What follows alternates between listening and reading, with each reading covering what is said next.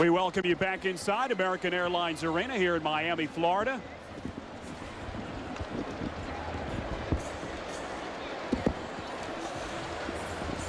Game 2 between the Miami Heat and the New Orleans Hornets, with Miami trying to take a commanding 2-0 lead in this opening round series.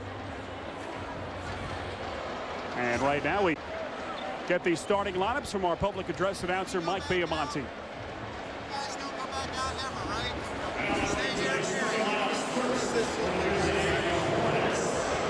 The starting forwards, number 9, George Lynch, number 42, P.J. Brown. The starting center is number 21, Jamal McGlure. And the starting guards, number 4, David Wesley, and number 1, Baron Davis. The head coach is Tim Floyd.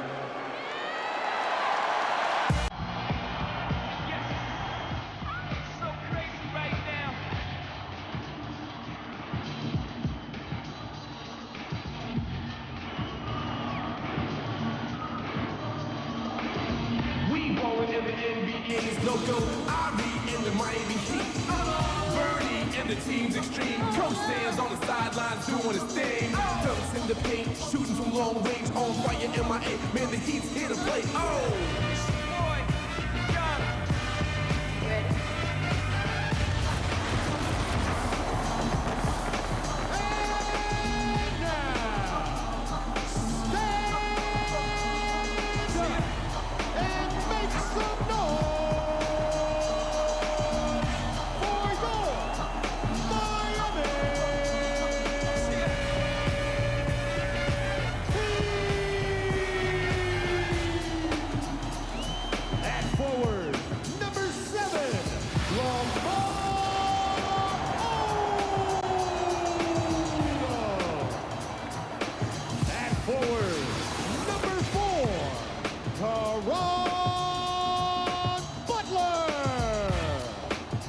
At center, number 44, Brian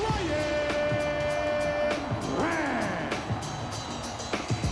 At guard, number 3, Dwayne Wade.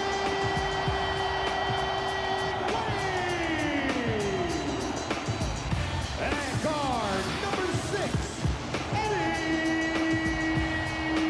Jones. Your Miami.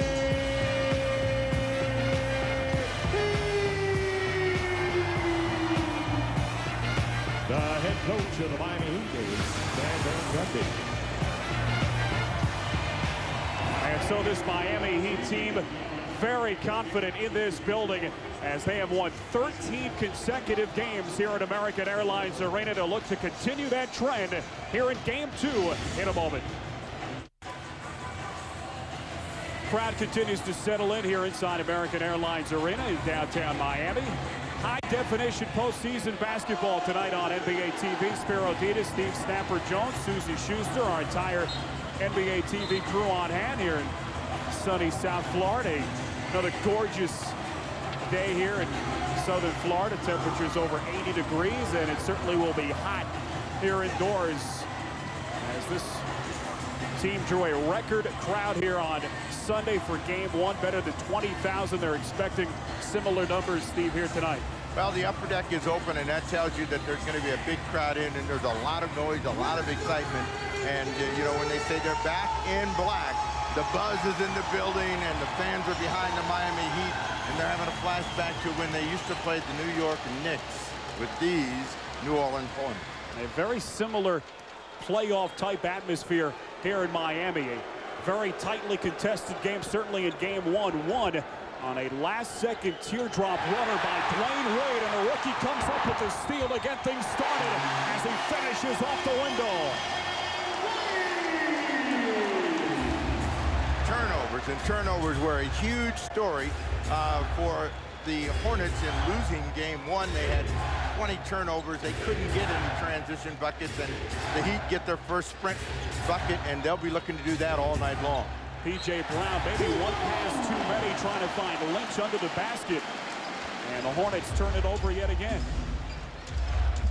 They always say make the extra pass, but when you make the extra pass, it creates sometimes problems for other people. You get mistakes. Ron Butler, an injury-riddled sophomore season in the NBA. Brian Grant too strong from the corner. Aaron Davis, we mentioned the open, re-aggravating a left ankle injury in game 1 on Sunday. Since there was never any doubt whether or not he would play tonight, and Davis, you know, will be ultra aggressive here at the start as he draws contact against Brian Grant.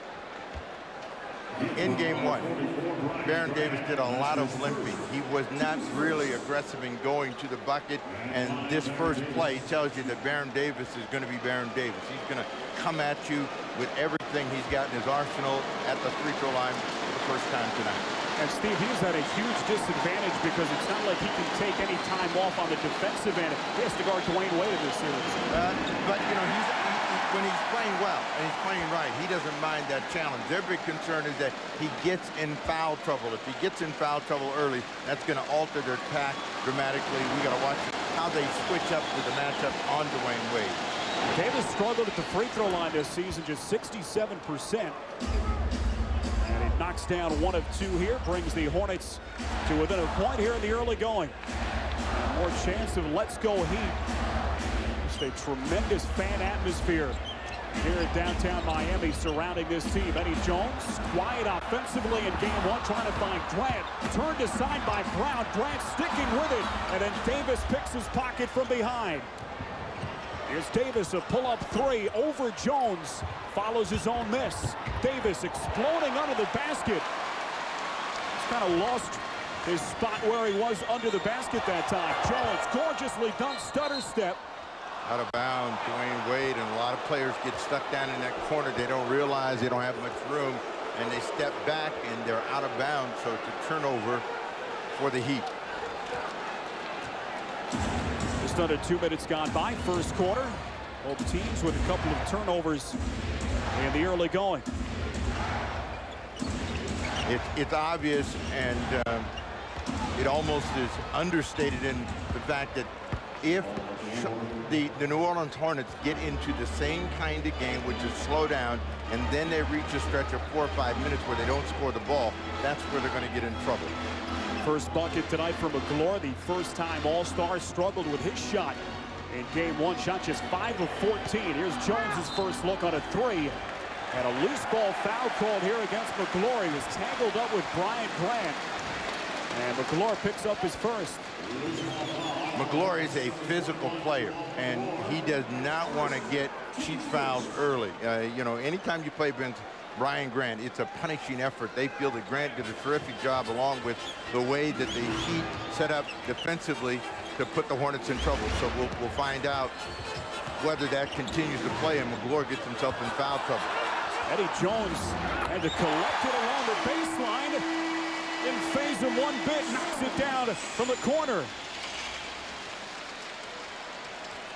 Stan Van Gundy talked earlier tonight with us about wanting to get Jones a lot more into the offense. Attempted just 5 shots in game 1. Davis now to P.J. Brown, a line drive shot, and Jones the rebound. Jones quickly inside, finds the rookie Wade. Well, the Hornets quickly back with Davis. And what's the call here? A goaltend as Lamar Odom came up and got it on its way down. But quickly, you see, Steve, the Hornets getting back, trying to catch Miami after a made field goal. Well, they're coming back with their own transition game. They're trying to run the ball up the floor, and with Baron Davis, they got a chance with a guy that can get you the rim and make it difficult. So that's how they got the goaltend. They're going to try to run whenever they get an opportunity.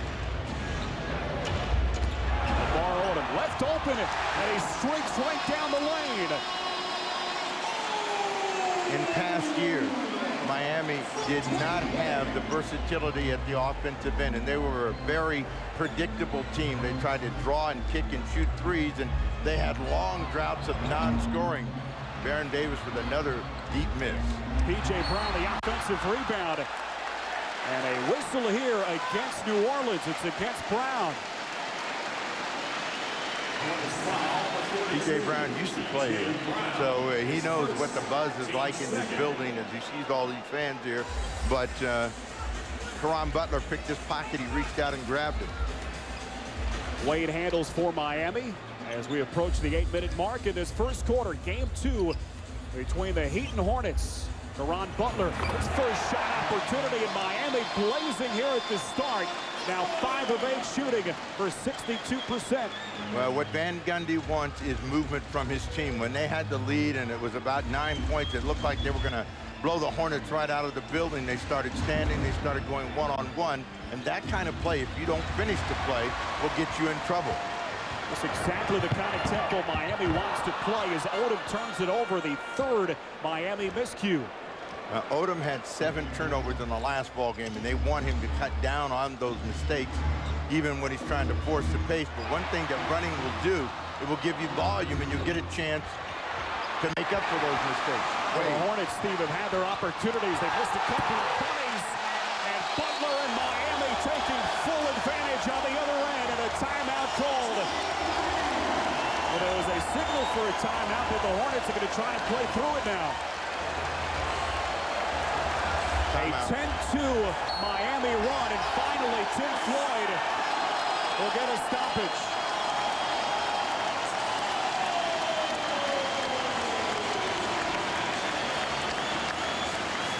It has been all Miami here at the start, getting it done with defense. New Orleans careless with the basketball, and as a result, Miami with a 7-point lead. This New Orleans Hornets team finishing the regular season at 500, 41-41. But Steve, they were hard pressed to get to that 500 mark. So many injuries to deal with. And now Tim Floyd's job security has become an issue when you look ahead to the summertime and, of course, next season. But when you look at what he has had to work with, Floyd has done an admirable job in New Orleans.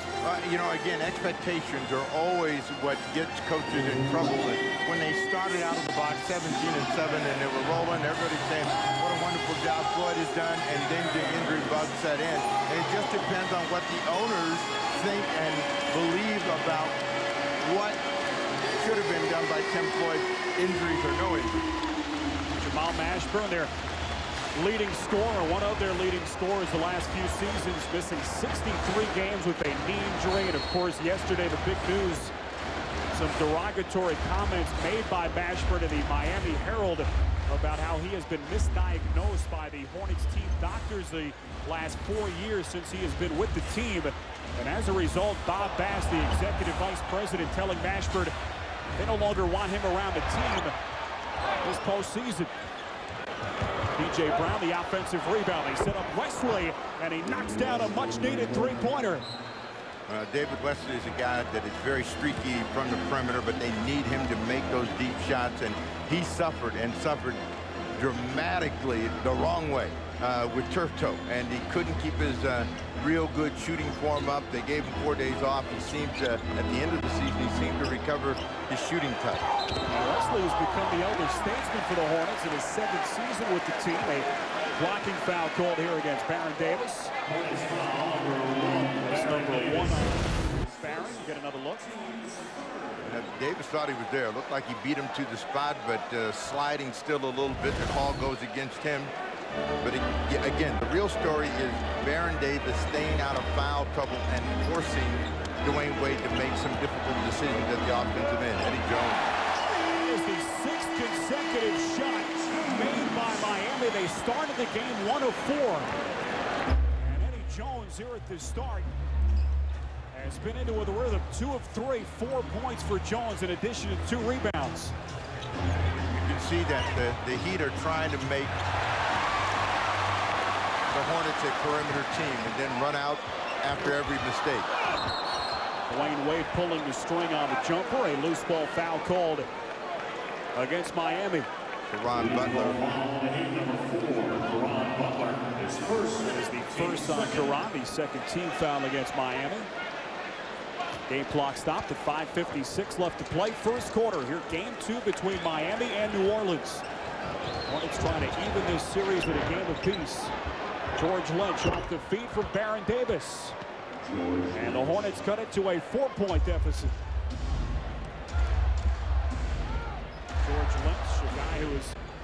for defensive purposes for the most part, but they'll knock down that shot if you leave him open. Well, but they want George Lynch to be a guy that shoots the ball. If you're having choices of Baron Davis, David Wesley, or Jamal McGlure as Butler tips in his miss, you're going to opt for George Lynch and see if he's up to the task of making shots on that given night. So every time Lynch shoots one, they're playing into the Heat game plan. P.J. Brown works into the corner for Lynch. Game clock, shot clock rather, winds down to 6 seconds. Lynch double team to the outside. It's P.J. Brown. Cross court for Wesley, a three-pointer. And the second triple for Wesley here in this opening quarter. Even though Wesley makes that shot, the defensive pressure of the Heat is extremely good at this point in the ball game. They're reacting to every pass, all of the movement, and they're making the Hornets have to make those deep shots to stay in the game. Wesley in the opening game, 3 of 6 from downtown. He's 2 of 3 so far tonight. And speaking of triples, it's Lamar Odom stepping outside and knock one down. Jamal McGlure, the quick answer on the other end for New Orleans. Well, there's nothing that makes a coach look good and a player look good like the ball going in the basket. The Heat have gotten off to a terrific start, and they're making the Hornets play uphill. McGlure signing a contract extension with the Hornets back in October, and he certainly has responded. A breakout season for McGlure in New Orleans in 2004. Brian Grant quiet offensively in game 1, gets involved as well. In Miami now, snapper 10 of 15 shooting, better than 66%. Well, the shots that they're getting, one at the rim, the jumper that they're taking medium range, they're wide open, and the Hornets are going to have to tighten up defensively because they're short. A fight for it underneath. McGlure takes a shot from the backside that time. It was Butler and Odom there. And Jamal McGlure is slow getting up. It was Brian Grant who's called for the foul. That's his second. So Grant will have to take his seat. Udonis Haslem will take his place. Well, anytime you're playing against a physical player like McGlure, you're always fighting to try to get position. Grant locked up and felt that he got a little push off, and McGlure goes to the floor and trying to get the rebound. I'm sure Grant is saying, okay, we both went to the ball at the same time. So Haslem into the game, the rookie, born and raised in Miami, caught the eye of the Heat. In the Boston Summer League last July. He's had a great rookie season here in Miami. A fight for it in the corner. It's Stacey Augmon who's checked in for the Hornets, battling Odom there. And a loose ball foul called against Odom. Odom underneath, and they say, you know, took him down. That's his first personal foul, but Dwayne Wade had the ball and trying to dribble it as he was coming to the floor. That's when the Heat lost control of it. Steve, this Hornets team still trying to find some kind of rhythm here offensively. They shot it just 6 of 16 so far in the quarter. Well, but considering how well the Heat have scored the ball, they're not in bad shape. I mean, they're down 6, and if they can stay within that 6 to 8 point range, they feel like they can at some point get control of the game. Eddie Jones gets hit on a 3. David Wesley shooting a bit of a stare there in the direction of the official, as it will be Eddie Jones to the free throw line for 3 free throws now. As Miami will have a chance to build on a 6-point cushion in this first quarter. A 21-15 Miami lead. And they have done it with suffocating defense in this opening quarter. Timeout.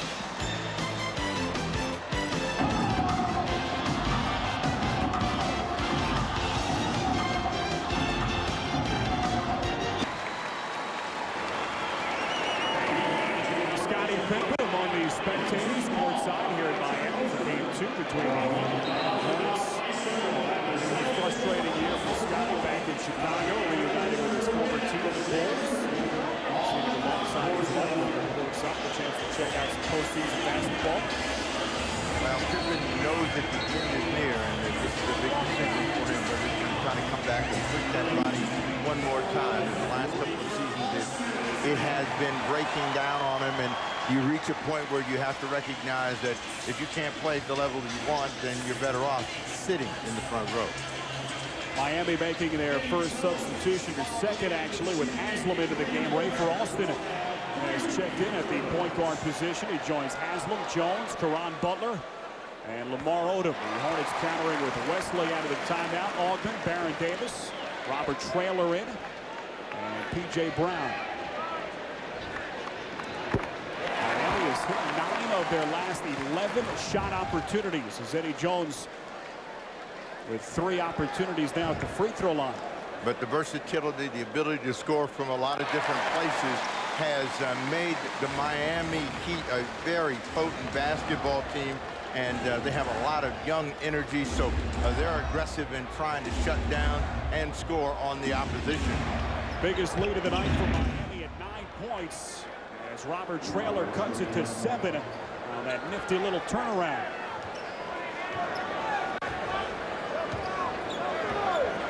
Robert Traylor in his 6th NBA season out of Detroit. Hornets leader in field goal percentage, Steve, at 50%. Every player needs a place to play, and this seems to be the place to play for Ray Alston. On a broken play, Odom scores again, and he is the leading scorer in the ball game. One of the leading scorers in the ball game with 7. Odom hasn't missed yet. He's 3 for 3. Those 7 points as Snapper mentions. Here's Baron Davis hanging in the air. Ray for Alston has it stripped away, but it was his teammate who took it, Udonis Haslam. Alston into the corner for Caron Butler. Calls for a screen and gets one from Odom. Again, what they try to have is motion, movement, screen, and that way guys get wide open shots. Alston for 3. Ray for Alston, a player who built his reputation as a playground legend on the hard courts of New York City, and he has really toned down his game to the point where he has fit in with an NBA team and really found his niche here in Miami, as you talked about. The important thing, he knows he's going to play, and he's been playing about 30 minutes a night. They get another foul on P.J. Brown, but it's the quickness of their attack which is creating all those problems. You look at the other end of the floor, you see how hard they're making the Heat work to get shots. Baron Davis with a double, had to throw the ball all the way back around the other side of the floor, and they end up getting nothing from the play. So Brown will have to take a seat after picking up his 2nd personal. We'll get the rookie David West into the game, the former collegiate star at Xavier. And P.J. Brown, a player who spent 4 years here with the Miami Heat from 1996 to 2000, will take a seat on the bench. The Heat are a team that, if you're not Indiana or the Detroit Pistons, nobody wants to play in the Eastern Conference. They're playing that well. Their style is so different. They have a lot of teams have a tough time matching up. Odom with 9 here in the first quarter. Steve, you covered so many of those Knicks Heat series. This is such a different Miami Heat team. That was a pounded, grounded out style of team in the half court. So much athleticism. And as a result, the fans have come out in droves. This has become a hot ticket again here in Miami. West just threw it away, trying to find Wesley. And another Hornets turnover.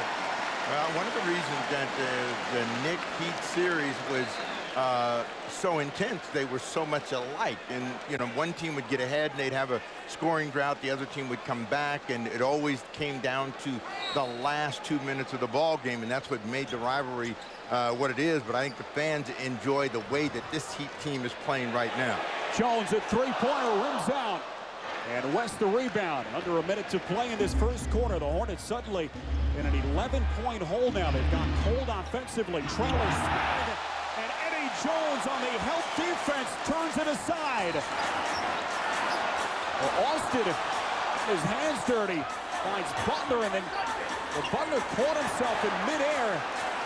What a nice screen for his teammate. Jones at 3. Butler had an easy shot and must have gotten hit somewhere and let the ball go. And as a result, Eddie Jones ended up with that deep shot. And Baron Davis and the Hornets will hold for the final shot of the quarter. Shot clock turned off, down to 6 seconds. Davis one-on-one with Ray for Alston, a flat-footed 3. Haslam the rebound, and so a fitting end to this opening quarter. Baron Davis, who re-aggravated that left ankle injury in Game 1 on Sunday, Maybe slowed down a bit in this first quarter. Just 1 of 6 shooting over the first 12 minutes. And as a result, the New Orleans Hornets in an 11-point hole, 12 minutes complete here in Game 2. They trail Miami 28-17 as the Heat try to take a 2-game-to-none lead in this best-of-7 first-round series. Stay with us. This Miami Heat team has won 13 consecutive ball games here at American Airlines Arena, trying to keep that trend going here tonight in game number 2 as they take an 11-point lead into the second quarter. They lead by the New Orleans Hornets 28-17. Miami tonight trying to extend to a 2-games-to-none series lead in this first round. It's high-definition postseason basketball tonight here on NBA TV. Spiro Dedes, Steve Stafford-Jones, Susie Schuster, our entire NBA TV crew with you tonight in sunny South Florida. Miami starts the second with Alston, Samaki Walker, Haslip, Caron Butler, and Dwayne Wade. New Orleans with Darrell Armstrong in for the first time tonight. Robert Traylor, Stacey Augmon, Baron Davis, and David West. Robert Traylor the rebound, and here's Darrell Armstrong, who has battled ankle injuries here over the last couple of weeks. So inside to the rookie, David West had it stripped away momentarily by Haslam. And David West collects himself, earns a trip to the free throw line. There's no question that every time there's a play that goes inside, the Hornets are seeing a double team, and they were lucky to get West on the free throw line after that broken play.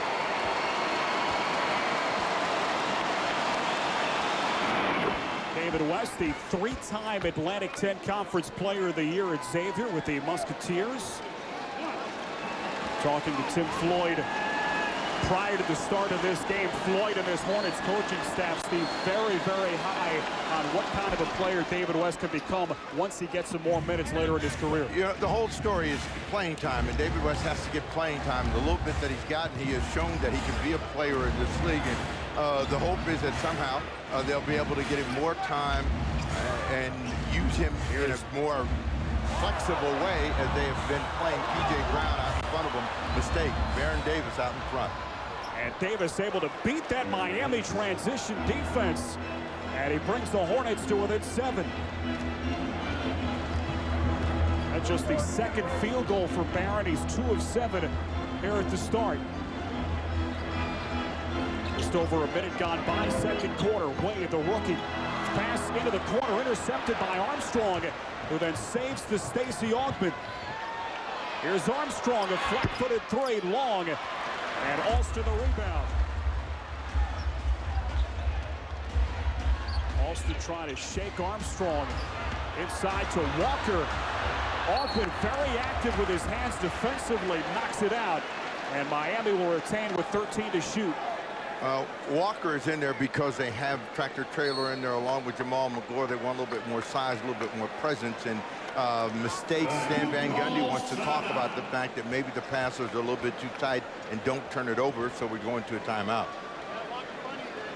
So a timeout called by Miami. Game clock stopped at 10:24 left to play before halftime. A 7-point Miami lead. Stay with us.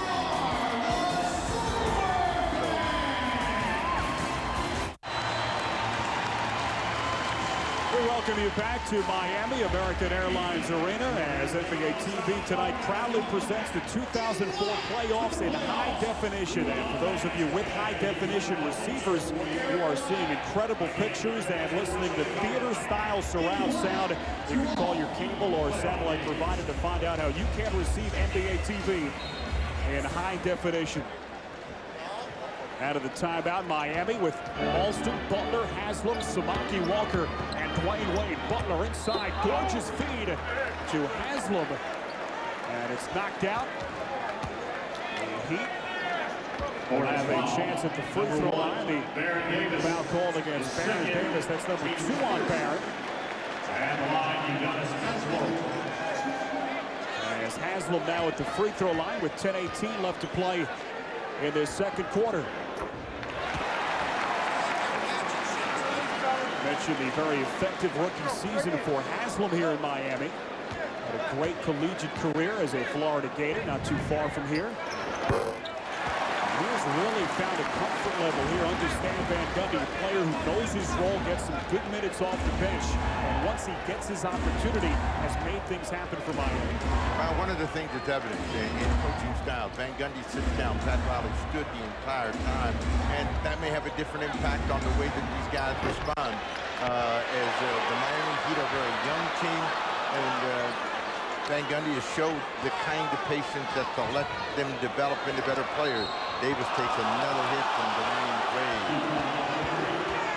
You can see Baron Davis hobbling right now.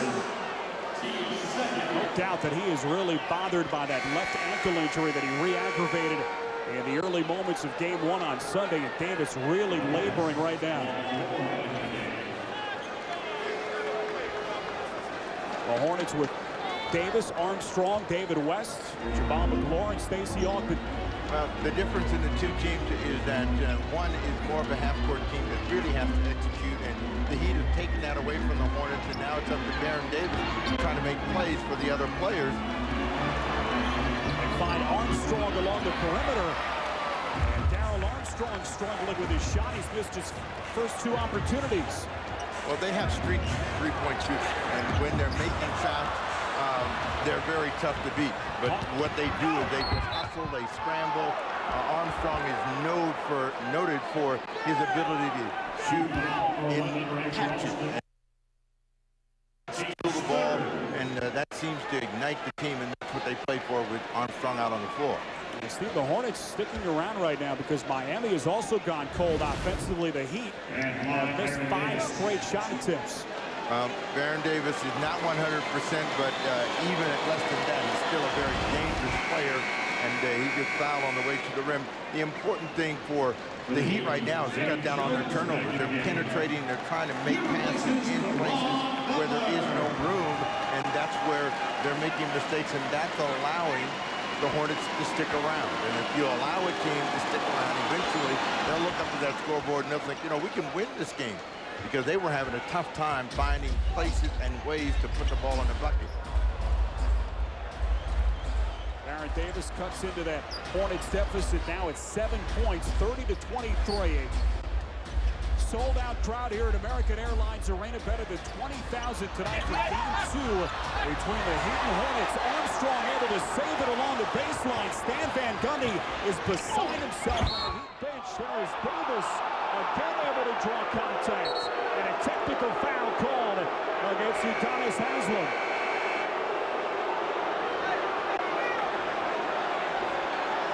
Haslem not letting it go, follows Danny Crawford all the way out to the scoring table.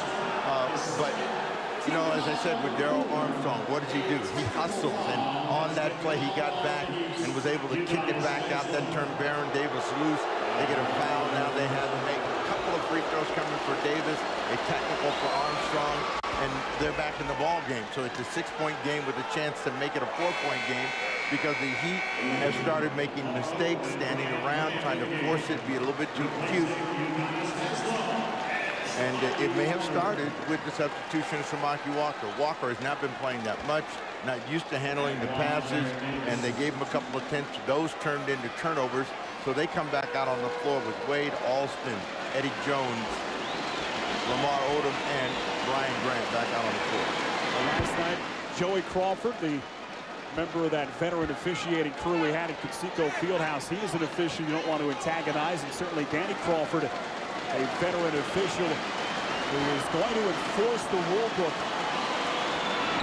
That's his job, and that's what he has done in his first half, and apparently Haslem had too much to say, and he tees him up. A very short fuse for these Crawford officials.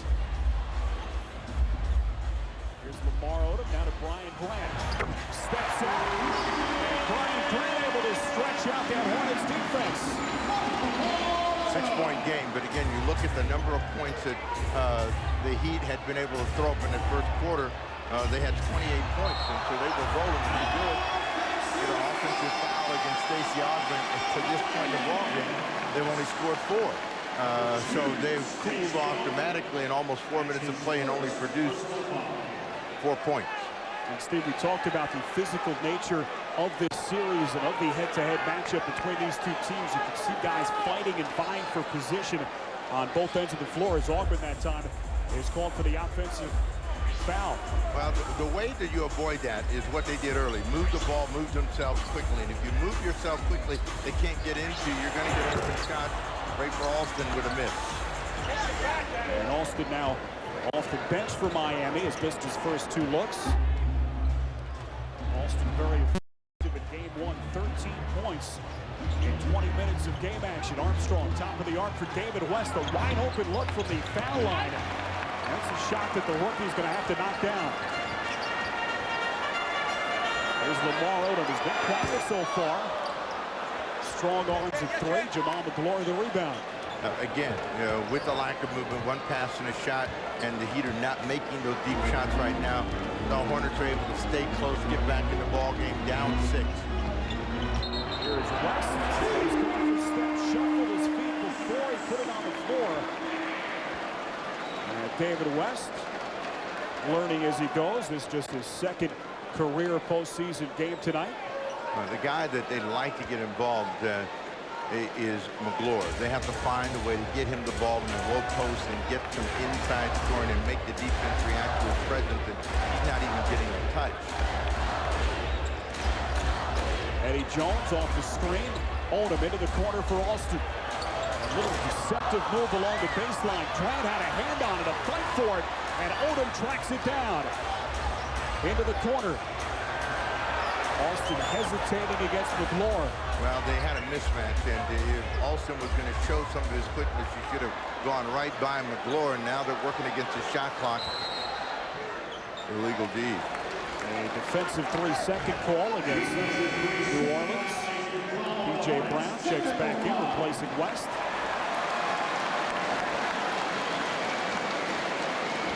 Game clock stopped at 7:05 left to play in this 2nd quarter, so Eddie Jones will shoot the technical free throw, knocks it down, and Miami extends its lead now.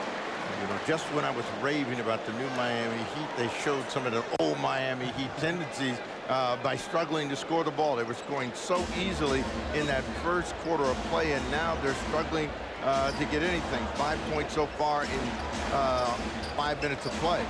Eddie Jones. Jones thought he was fouled there, that little kick out a la Reggie Miller, and the officials not biting that time. P.J. Brown inside for Augman. That great length from Augman, trying to pick his spot. Unable to convert. Way inside, an offensive foul against the Miami rookie point guard. And these players better be careful. These officials very testy tonight. Going to accept a lot of chatter. Nope. Did not quite have control of the ball, and David Wesley did a good job of selling that because Wade looked like he was by when the collision took place.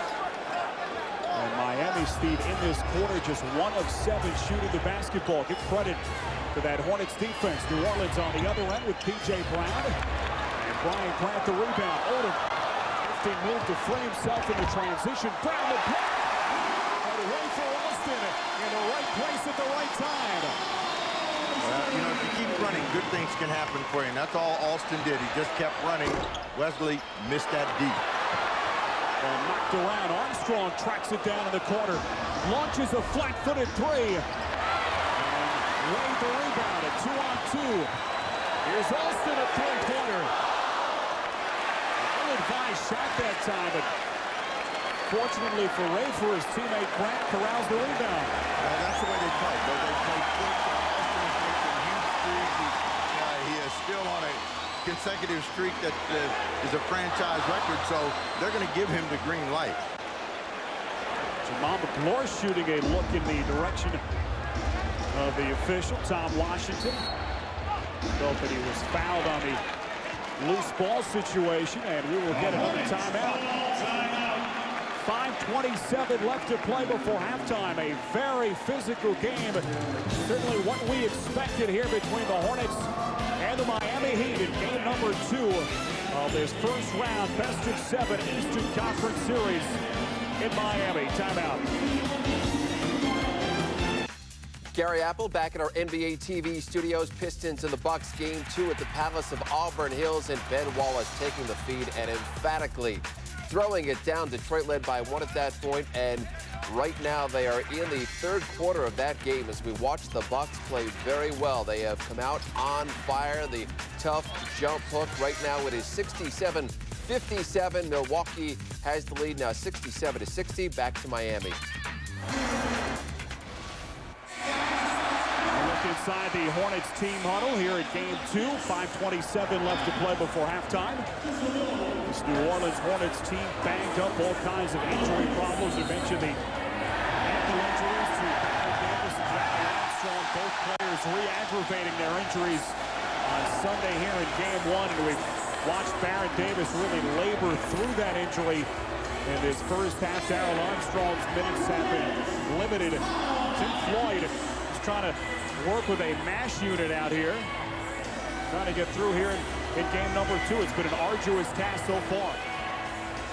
But Baron Davis and Armstrong are both gamers. They're going to play. If there's any way that they can go, they're going to be out there. They're going to feel that they can help their team win games. And so the injuries have to go aside, and they're going to come out and play. They're not going to make any excuses. The Hornets as a franchise have been bedeviled by the injury bug in playoff situations over the years, and I think that they just accept the fact that that's part of the way things go for them as Hornets.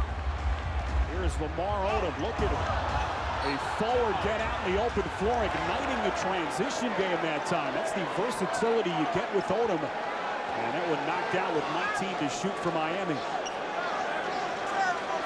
But again, their hope is to get that easy transition bucket. And they kind of reestablish themselves now. They have a 6-point lead.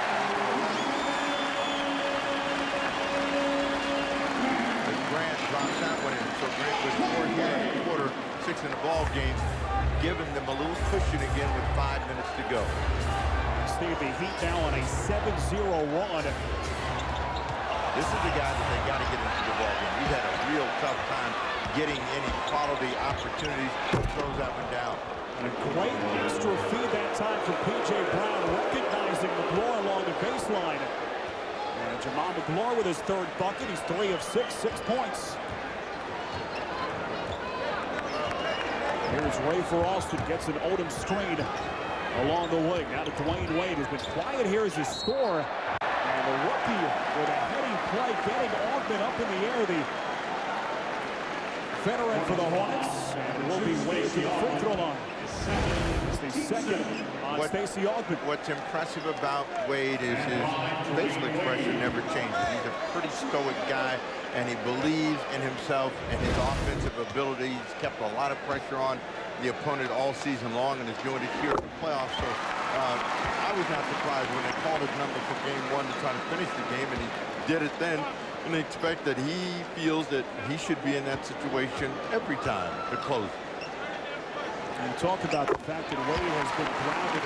Here's a kid just 22 years of age, but Wade already married, has started a family with his young wife. They have children, and that'll certainly keep you grounded as an NBA rookie player at such a high level. Here's Wesley. Offensive foul against David Wesley. He doesn't want to give it up.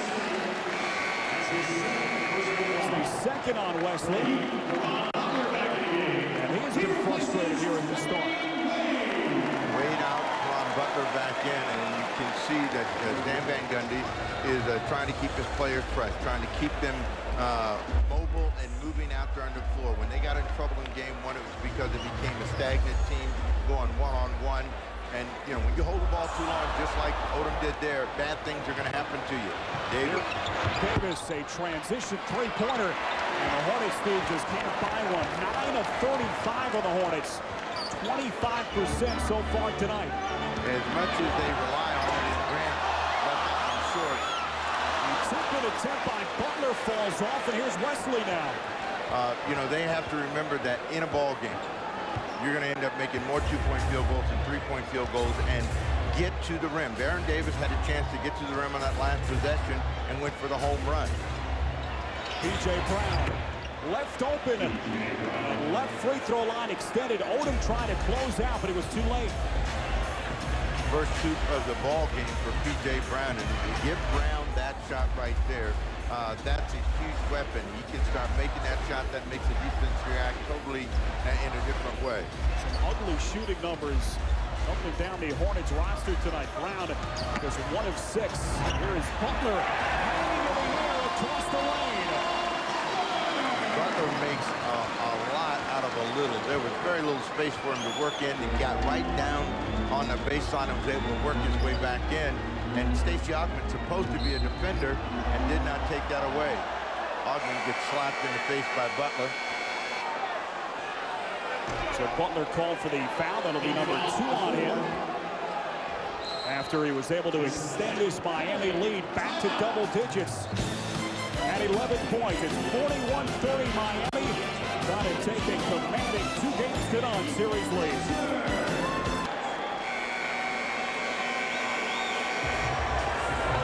Back inside American Airlines Arena here in Miami, a 41-30 lead for the Heat here in game number 2 of this first round Eastern Conference Series. And it gives us a chance to remind you that tomorrow night on TNT, a playoff doubleheader beginning at 7 p.m. Eastern Time. Game 3 between the New Jersey Nets and New York Knicks. It has been all New Jersey so far. They lead 2-0. That'll be followed Game 3 between the San Antonio Spurs and the Memphis Grizzlies. The Spurs lead there 2-0. All the action begins at 7 p.m. Eastern Time on TNT as this first round series. As Stacey Augman stepped to the line, the last time the Heat were in the playoffs, they were playing then Charlotte Hornets, and the Charlotte Hornets ran them out, and a very embarrassing and disappointing playoff appearance for Pat Riley. And that was the last time he was seen on the sidelines in the playoffs. He's sitting somewhere up in his presidential suite and watching this young team develop. You know, at the start of the season, when he said, you know, that's it for me, I'm going to step aside, I think I got the team going in the right direction, everybody said, you're out of your mind. We know you can't take a losing. And it turned out to be a sensational story for the Miami Heat and made Riley look like a genius once again. And Riley, of course, stepping down in late October, 58 years of age. And many people say that Pat isn't quite done coaching just yet. Oh, he's got coach written all over. I'm sure that after a year out, he's going to be back on the sideline somewhere in the NBA.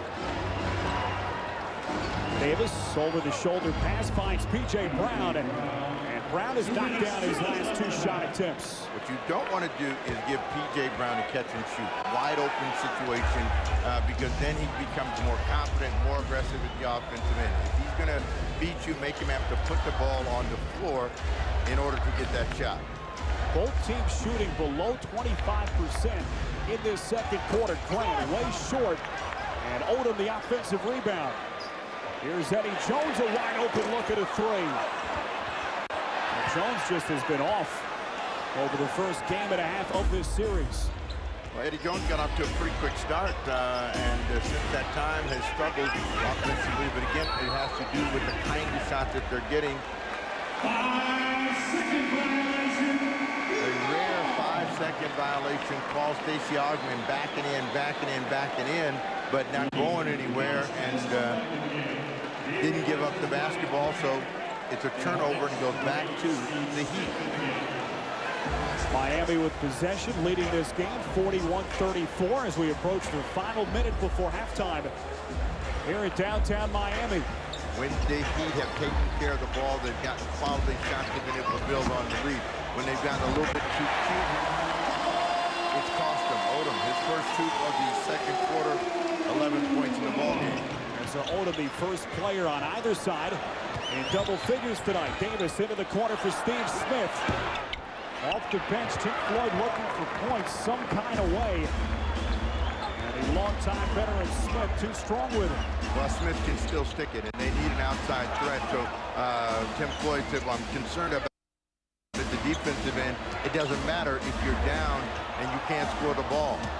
Confidence-wise, Alston has lost his. Right now, he's not making shots, so he's giving the ball up. But he came into this ball game with a consecutive streak of 49 straight games with a three-pointer.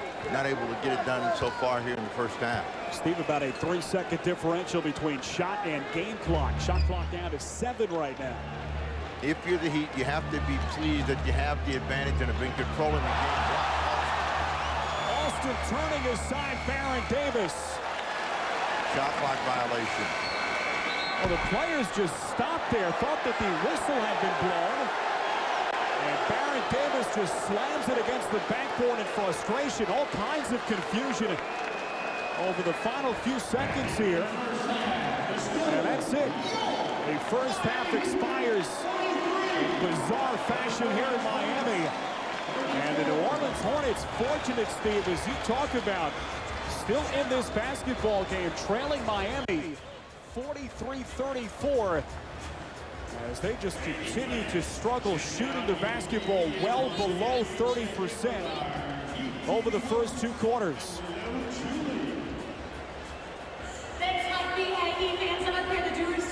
And so Miami and New Orleans back into the locker room, a chance to talk things over. And Steve, let's take a look at how the first half came to a close.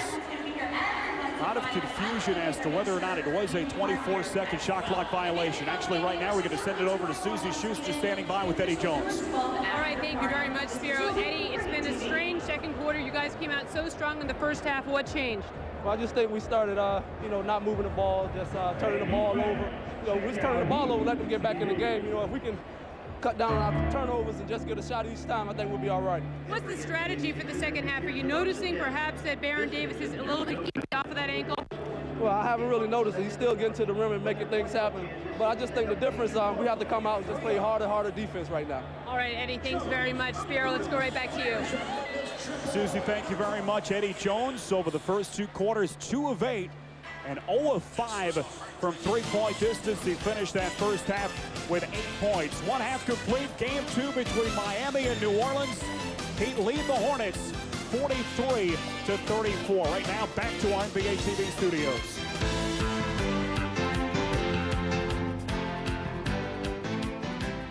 Hi, everybody. I'm Gary Apple. Welcome back to our NBA TV studios here in Secaucus, New Jersey. It is halftime, Game 2 down in Miami, with the Heat leading the Hornets 43-34. Miami. And welcome back to our NBA TV halftime report. The Detroit Pistons and Milwaukee Bucks currently battling it out in Motown. Game 1 of the series went to the Pistons. As for Game 2, let us see how things are going at the Palace. We head for the Midwest, and Pistons getting ready, looking for a 2-0 lead. Rasheed Wallace emphatically to the goal. Detroit got the first bucket of the game. It was tied at 25 after 1. Richard Hamilton running the floor and taking the easy pass and throwing it down, cutting the Milwaukee lead to 1. And then Ben Wallace off the break, off the feed from Chauncey Billups. The two-hand stuff, part of an 8-0 Pistons run. Then Tony Kukoc, nice putback here off the miss, getting position inside and slicing in to put Milwaukee up 44-39. Brevin Knight missing, but Joe Smith there to finish it up. Milwaukee up 48-41 at the half. Third quarter action. Desmond Mason to Damon Jones from way downtown. He knocks down the three-pointer. Milwaukee up 58-50, and then Red skips it across to Mason. Tough shot right there, the hoop and the foul. 62-50, Milwaukee opening a 12-point lead, and then Michael Red from the parking lot tickles the twine. Milwaukee up 70-60 after 3 quarters, and right now we are in the 4th quarter, and the Bucks on the road, shocking the Pistons. They lead at 77-67. Michael Red, who struggled in the opener, having a tremendous game, 24 points to lead Milwaukee, as they now lead at 79-67 as they look to even that series at a game apiece. Coming up in just a bit over on TNT at 9:30 Eastern, it's Game 2 in Minnesota between the Timberwolves and the Nuggets. Remember, Minnesota has never won a playoff series, but a win tonight would get them within 2 games of doing so. Destination Finals Awards Week continued today. The NBA Coach of the Year was announced, and the award went to a quote-unquote grizzled veteran. We'll bring you the details, and the winds of change are blowing in Philadelphia. The 76ers welcome their new head coach to their town today. We're coming right back. It's halftime of Game 2 at American Airlines Arena in Miami. Right now it is 43-34. The Heat are leading it. We'll get you back out to the Crescent City for the second half in just a few moments. Destination Finals Awards Week continued today with the presentation of the Red Auerbach Trophy for the NBA's Coach of the Year. Memphis's Hubie Brown gets the honor, barely beating out Utah's Jerry Sloan. Brown coming out of retirement 2 weeks into last season to become head coach on November 12, 2002. He led the Grizzlies to then a franchise-best 28 victories. This year, Memphis posted a 50-32 record, the franchise's first winning season and first playoff berth as the number 6 seed in the West. We know who we are. We know our pluses and we know our minuses. And I might have this in my trophy room, but they're in my hearts forever for what they've done. They've given me a whole new lease on life. But this guy's the guy who opened the door and gave me the opportunity to have a little bounce in my step, and I'm serious about that, and more meaning in my life. But you gotta want to come to work. That's why I love these guys. Because when I come to work, they give me their hearts. And that's what coaching is all about. We mentioned it was a very close race, and take a look here. Brown received 6 more first-place votes than Jerry Sloan. Overall, he had 40 more voting points. Terry Porter, Stan Van Gundy, and Rick Carlisle also received some first-place nominations. This is the second time that Hubie Brown has won the Coach of the Year. He also won it back in 1978 with the Atlanta Hawks. There's more coaching news on this Wednesday. Earlier today, the Philadelphia 76ers introduced Jim O'Brien as their new head coach. O'Brien replaces Chris Ford, who was promoted on an interim basis after the firing of Randy Ayers back in February. O'Brien was the head coach in Boston until he resigned on January 27th after clashing with the team's executive director of basketball operations, Danny Ainge. O'Brien, 139 wins, 119 losses with the Celtics. He led them to the Eastern Conference Finals and semifinals the past 2 seasons. It's a very, very special day for the O'Brien family. To be able to coach the Philadelphia 76ers after, as I mentioned, kind of running around to a lot of states, coaching a lot of other teams, to get back here, it's the old cliche, it's a dream come true. I always liked the look in Eric Snow and Aaron McKee and Allen Iverson's eyes when we competed against them. Every once in a while during a game, you might have eye contact with an opponent. And I love competition. And I like every once in a while locking eyes with your competitor. And there are no words that have to be said. You know the guys in the league you want on your side, and you know the guys in the league that you don't want on your side. And there were 3 guys that I just had a feeling it would be fun to compete and be on their side.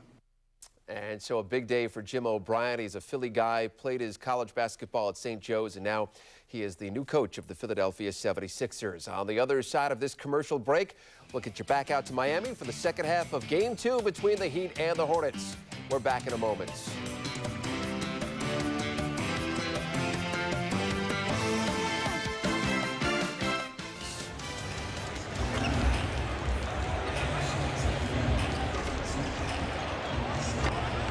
Back inside American Airlines Arena here in Miami. Start of the second half between the Miami Heat and the New Orleans Hornets. Miami a 9-point lead after 1 half of play, despite the fact that the Hornets snapper Jones have shot it at just a 27% clip. As we welcome you back to courtside, we talked about the athleticism, the defensive prowess of this Miami team in Game 1, and they started that way, at least tonight in the first quarter.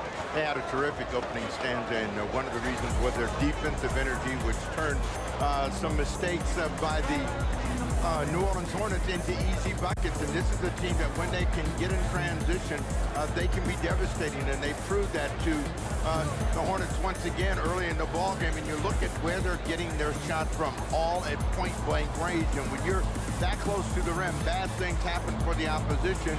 And at that point in the ball game, the Heat were running and rolling, and life was good.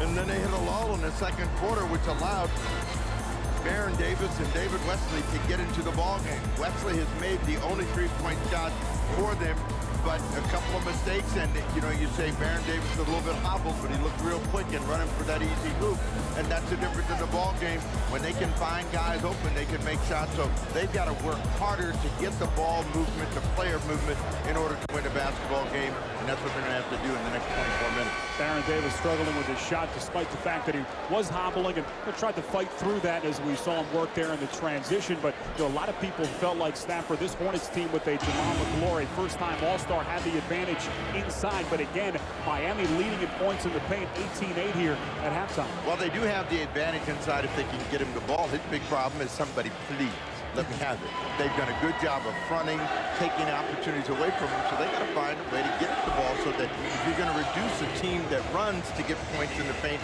versus you having to play half court, you've got to be able to find the big cat right at the hole where he likes to work. The Hornets as a team shooting it at just 11 of 40, as we mentioned, 27%. Susie Schuster has been patrolling the sidelines for us tonight, and we go to her right now. Susie?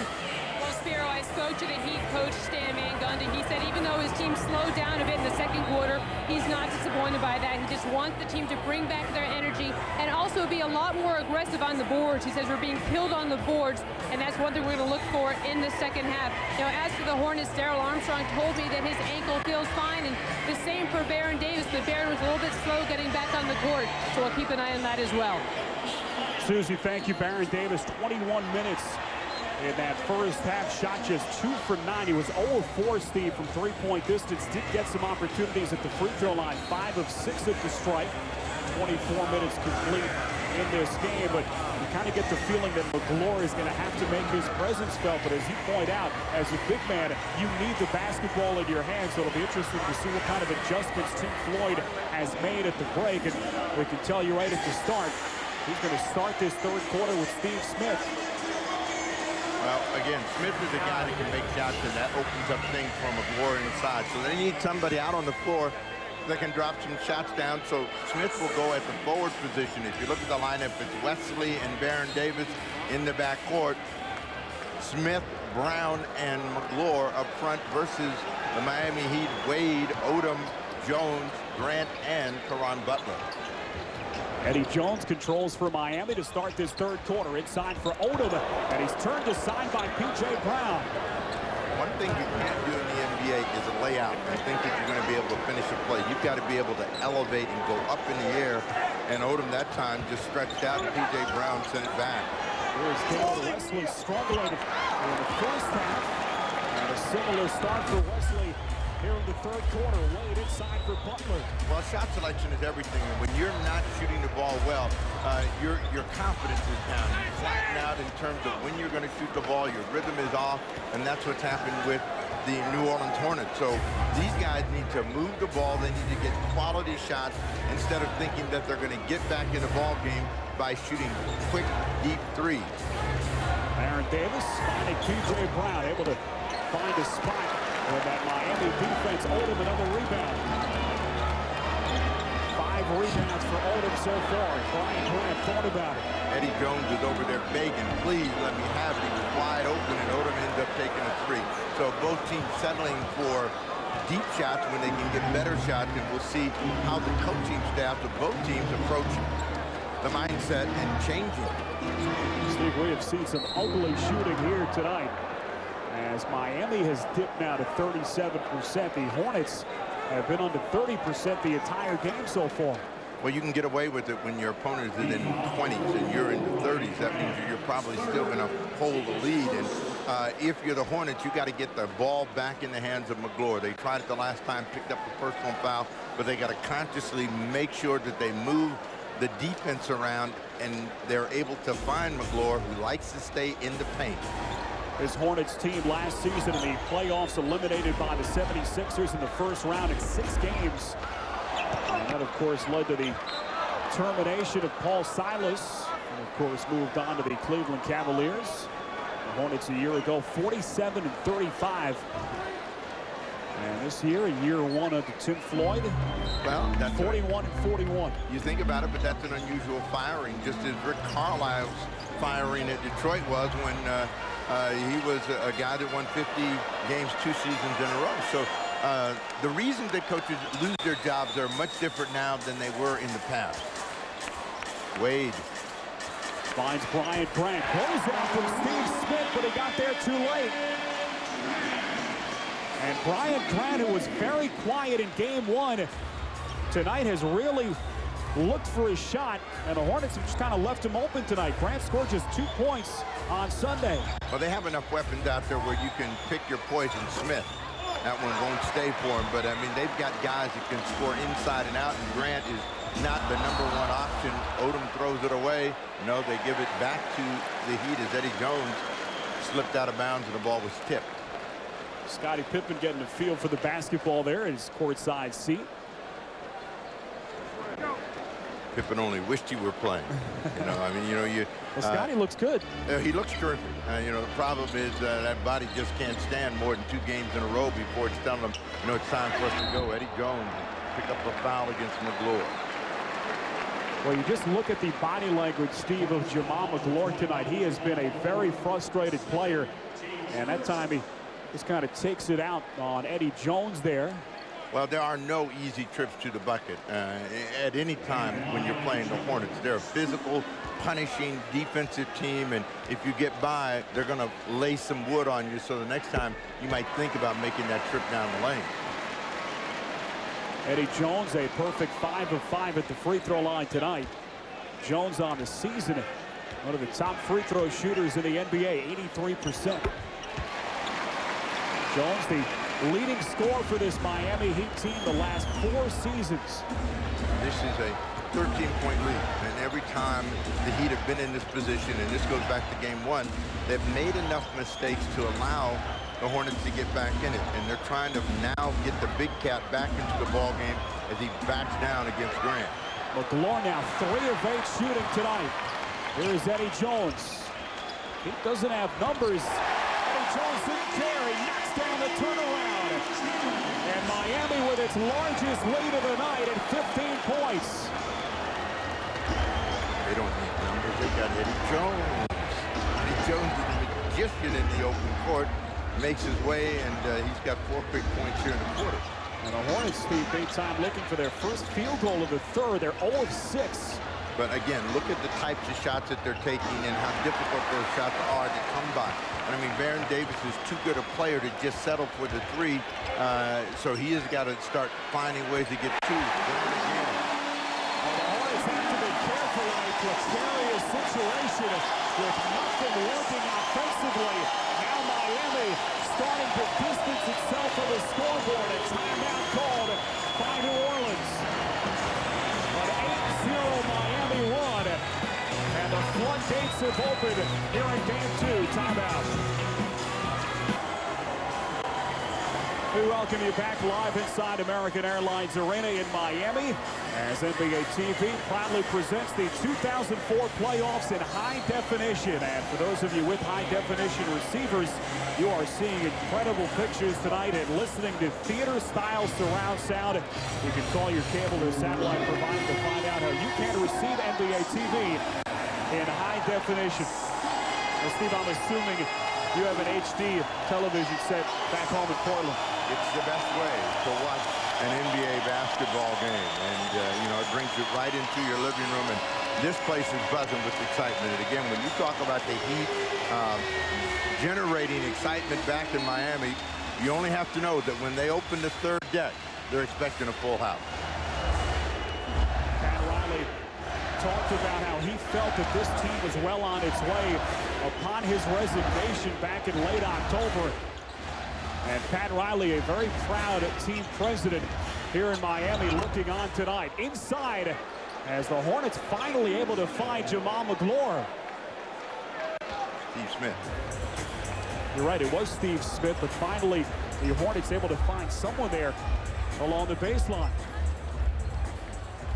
Well, again, you have to have patience. If you're going to beat a defense that's pretty sticky and they're challenging, you got to move the ball. Everything you do, you got to do it with a little bit more pizzazz. To steal Baron Davis.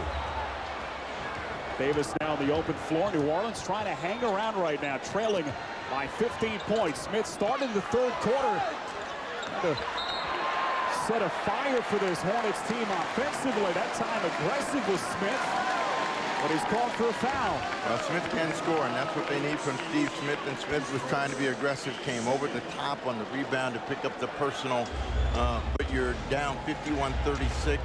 And where they have got to look, if they're Hornets, is to try to get better defense on the ball. Make the Heat make some mistakes as they did early in the second quarter, and then limit them to one scoring chance. Here's Brian Grant. Play clock down to 5 seconds. Grant with Davis closing it. And Baron Davis called for the reach in. Well, Baron Davis thought he had a chance to make a steal, and he came quickly, but not quick enough. He got a piece of Grant's arm, so they'll reset the clock. 14. As that was the best defensive stand that the Hornets had thrown at the Heat in terms of making them make the extra pass, move the ball around. And snapper that the third personal a moment ago on Davis. Play clock did not reset. It's down to 3. But Butler still had some time to work with. Decided to hoist one up flat-footed.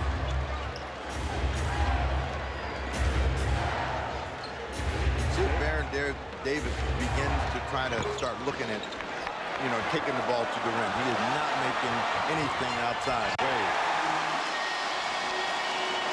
Dwayne Wade has picked his spots offensively tonight. Just 4 shot attempts for Wade, but he's knocked down 3 of them. He has 8 points. Let's remember, they're all layups. But when a team shoots deep, that's going to usually give you a long rebound and a chance to run, and that's what happened. That's why Wade was able to get out in front and finish in front of the Hornets. So Eddie Jones picked up the personal, and he's not happy with the call. Anytime you see a player's head going up and down, he's not happy with the call. New Orleans continues to struggle offensively. That's an understatement. They are shooting right now at a 23% clip as a team.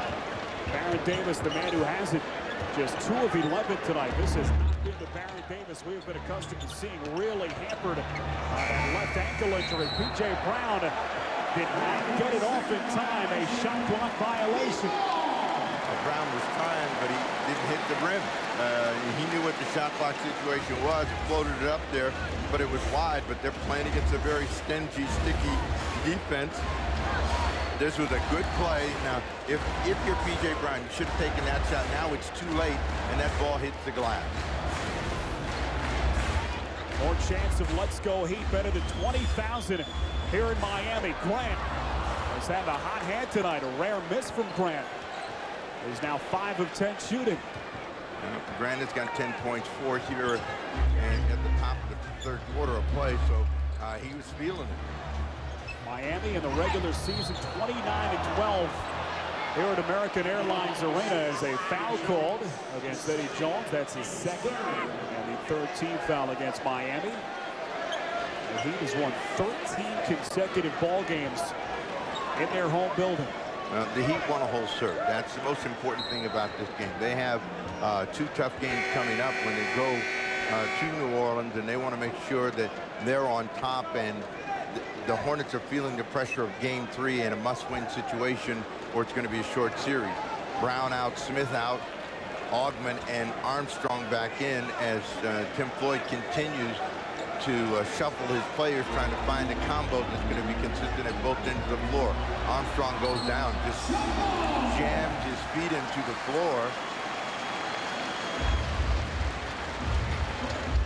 Jamal McLaurin now, Steve, is limping a bit here just in front of us at midcourt. As we take another look at the replay, Armstrong tied up. Well, you can see that ankle buckles on Armstrong a little bit, and he took him right to the floor, and they tie him up. Caron Butler looking to tap the ball and probably try to go back to Dwayne Wade, and does. We'll keep an eye on McGlure to try to see how he is physically. And the Hornets certainly can ill afford any further injury to this team. Here is Odom now, back to the rim, muscling against Stacey Augmon. Play clock down to single digits. Jones, a three, knocks it down. A lot of talk in the papers about Eddie Jones not being the big moment player that they thought he was going to be. Eddie Jones just said, you know, I made a lot of game-winning shots. Nobody ever remembers them. But a big shot right there, 7 points in the quarter for Eddie Jones.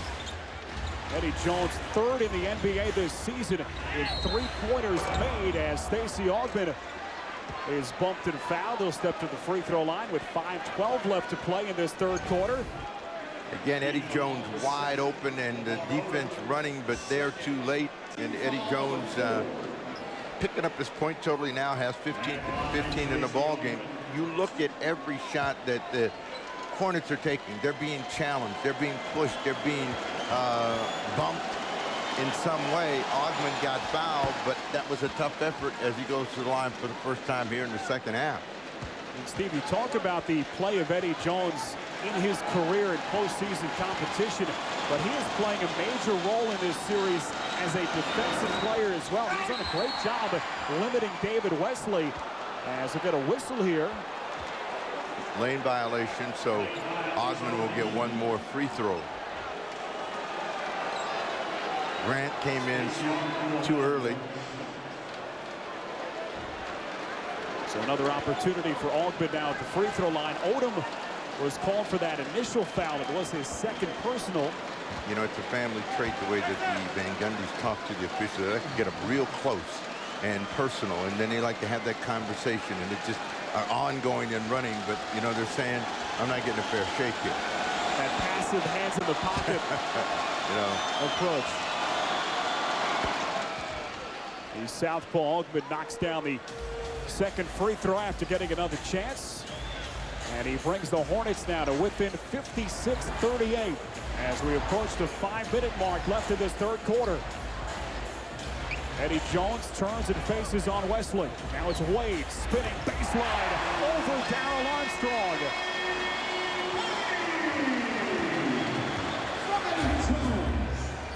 Biggest lead of the night for Miami. It's 20 points, 58-38.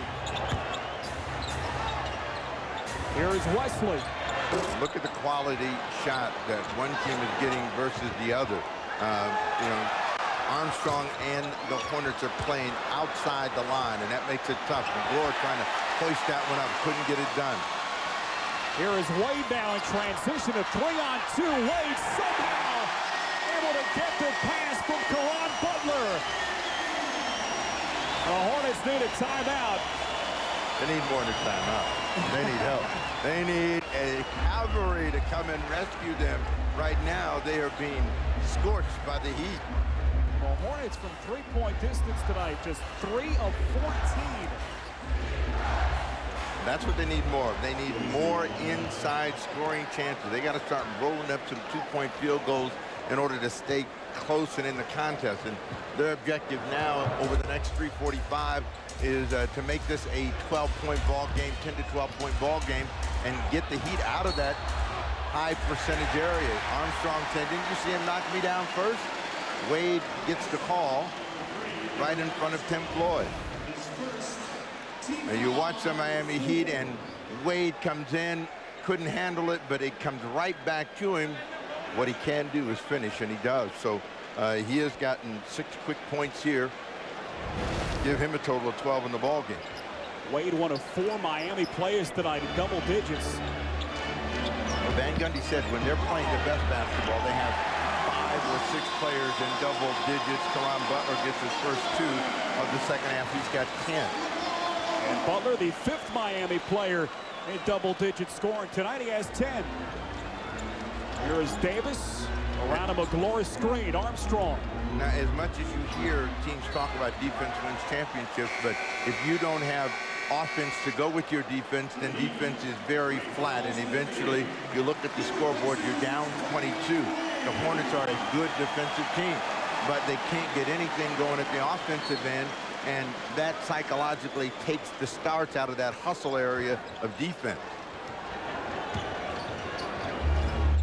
3:05 left and counting in this third quarter. Baron Davis, all kinds of problems tonight with that left ankle. He has had no kind of offensive rhythm in this game.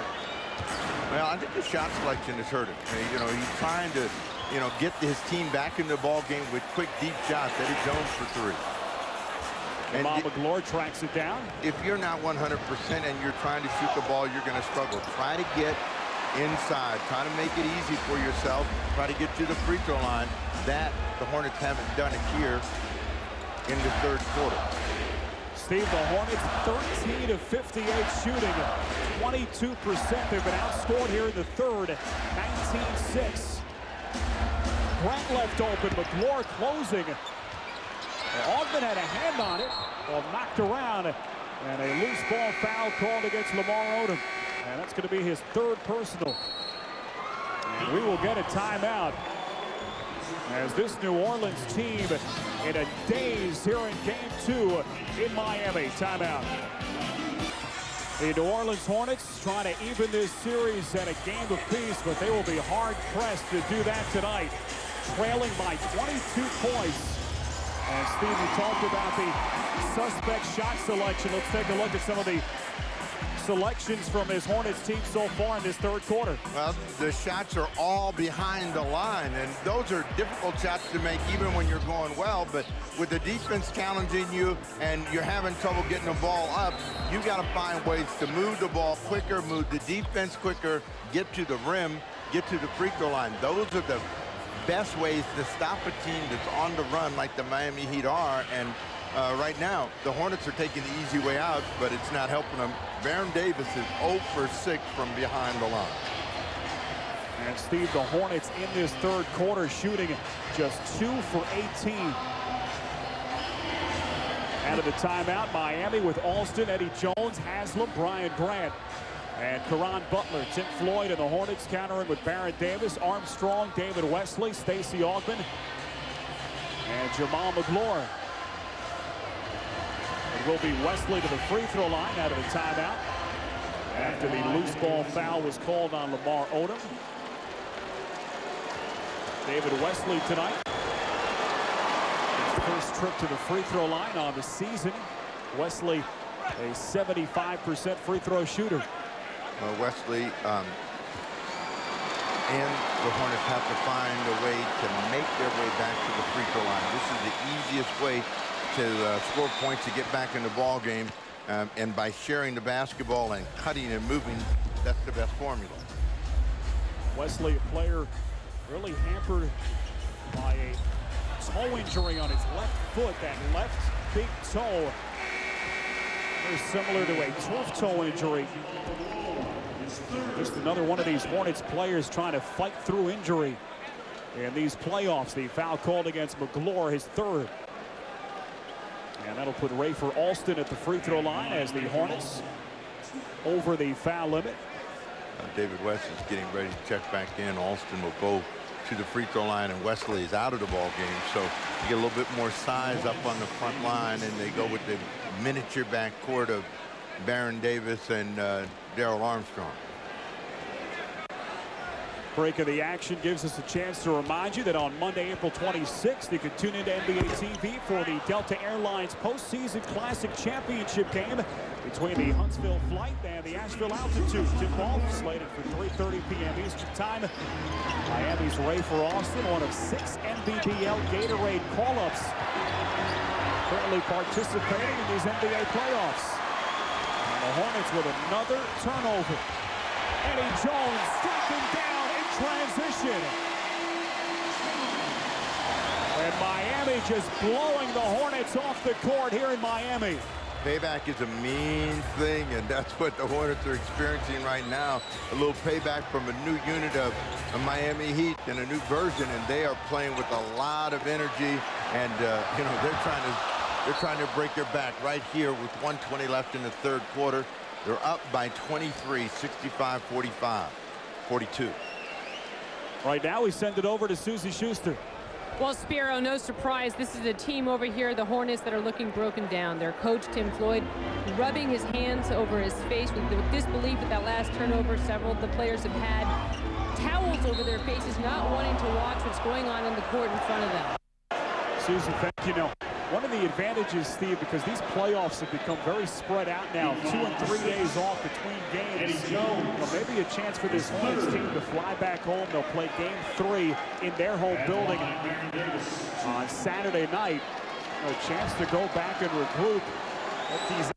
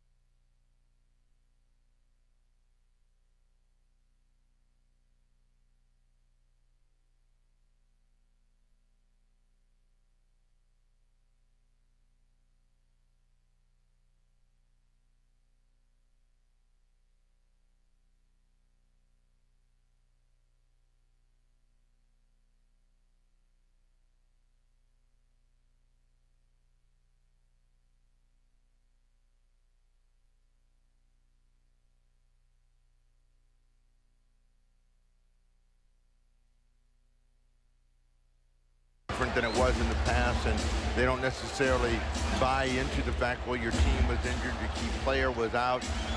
They expect more. So they all understand now that it's a much tougher job than it used to be.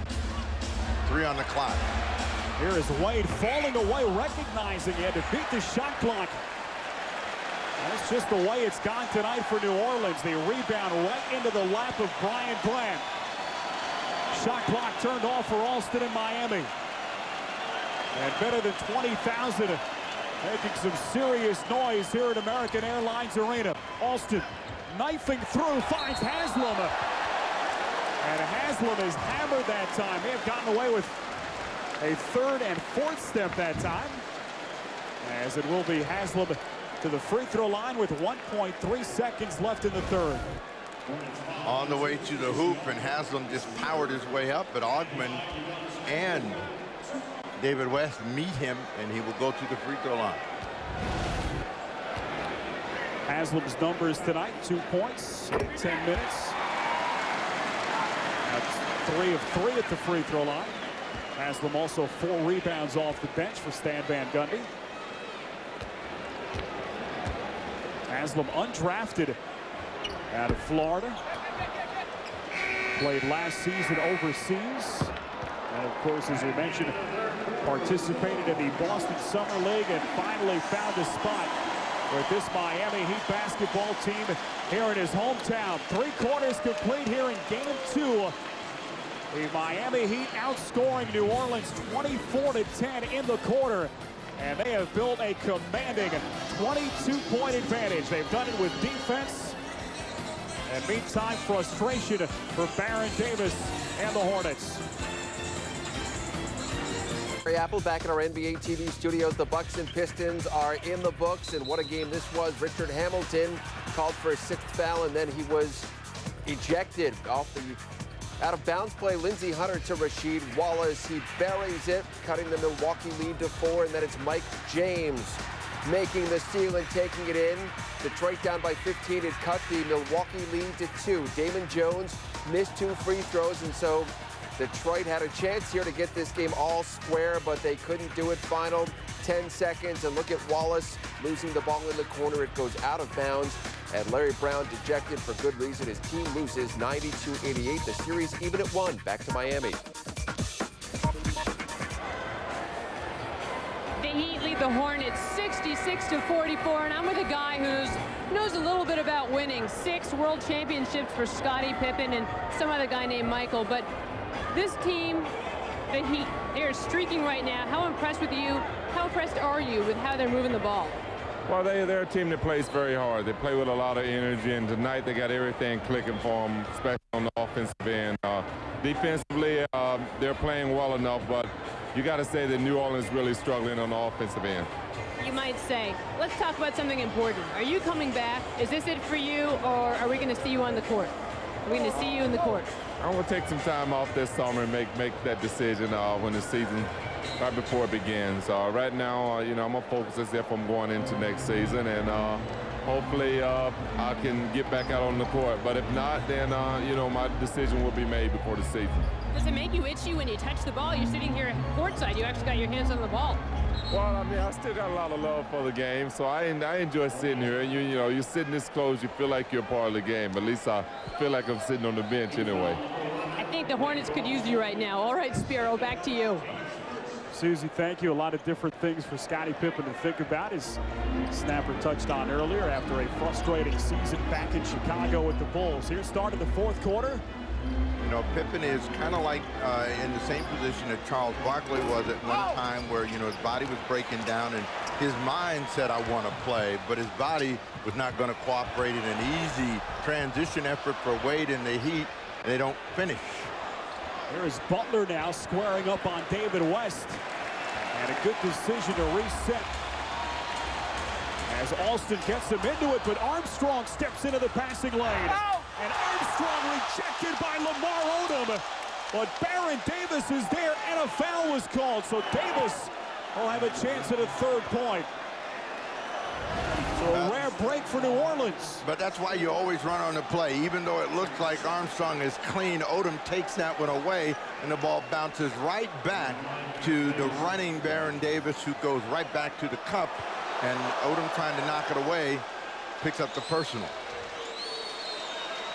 It has been a long night for Baron Davis. 3 of 13 shooting. He's now 7 of 9 at the free throw line for 13 points. Some of that's been self-inflicted. Darrell Armstrong will pick up the personal as they try to tiger and tighten up their defense, particularly on the ball. The story of the night will be whether Rafer Alston continues his consecutive game streak with a 3. At this point, he's got 49 straight games and could crack 50 if he could drop one from deep. Miami with Alston, Odom, Dwayne Wade, Haslam, and Caron Butler to start the fourth. Here is Odom aggressively across the lane. And Lamar Odom with his 5th bucket tonight. He has 13 points.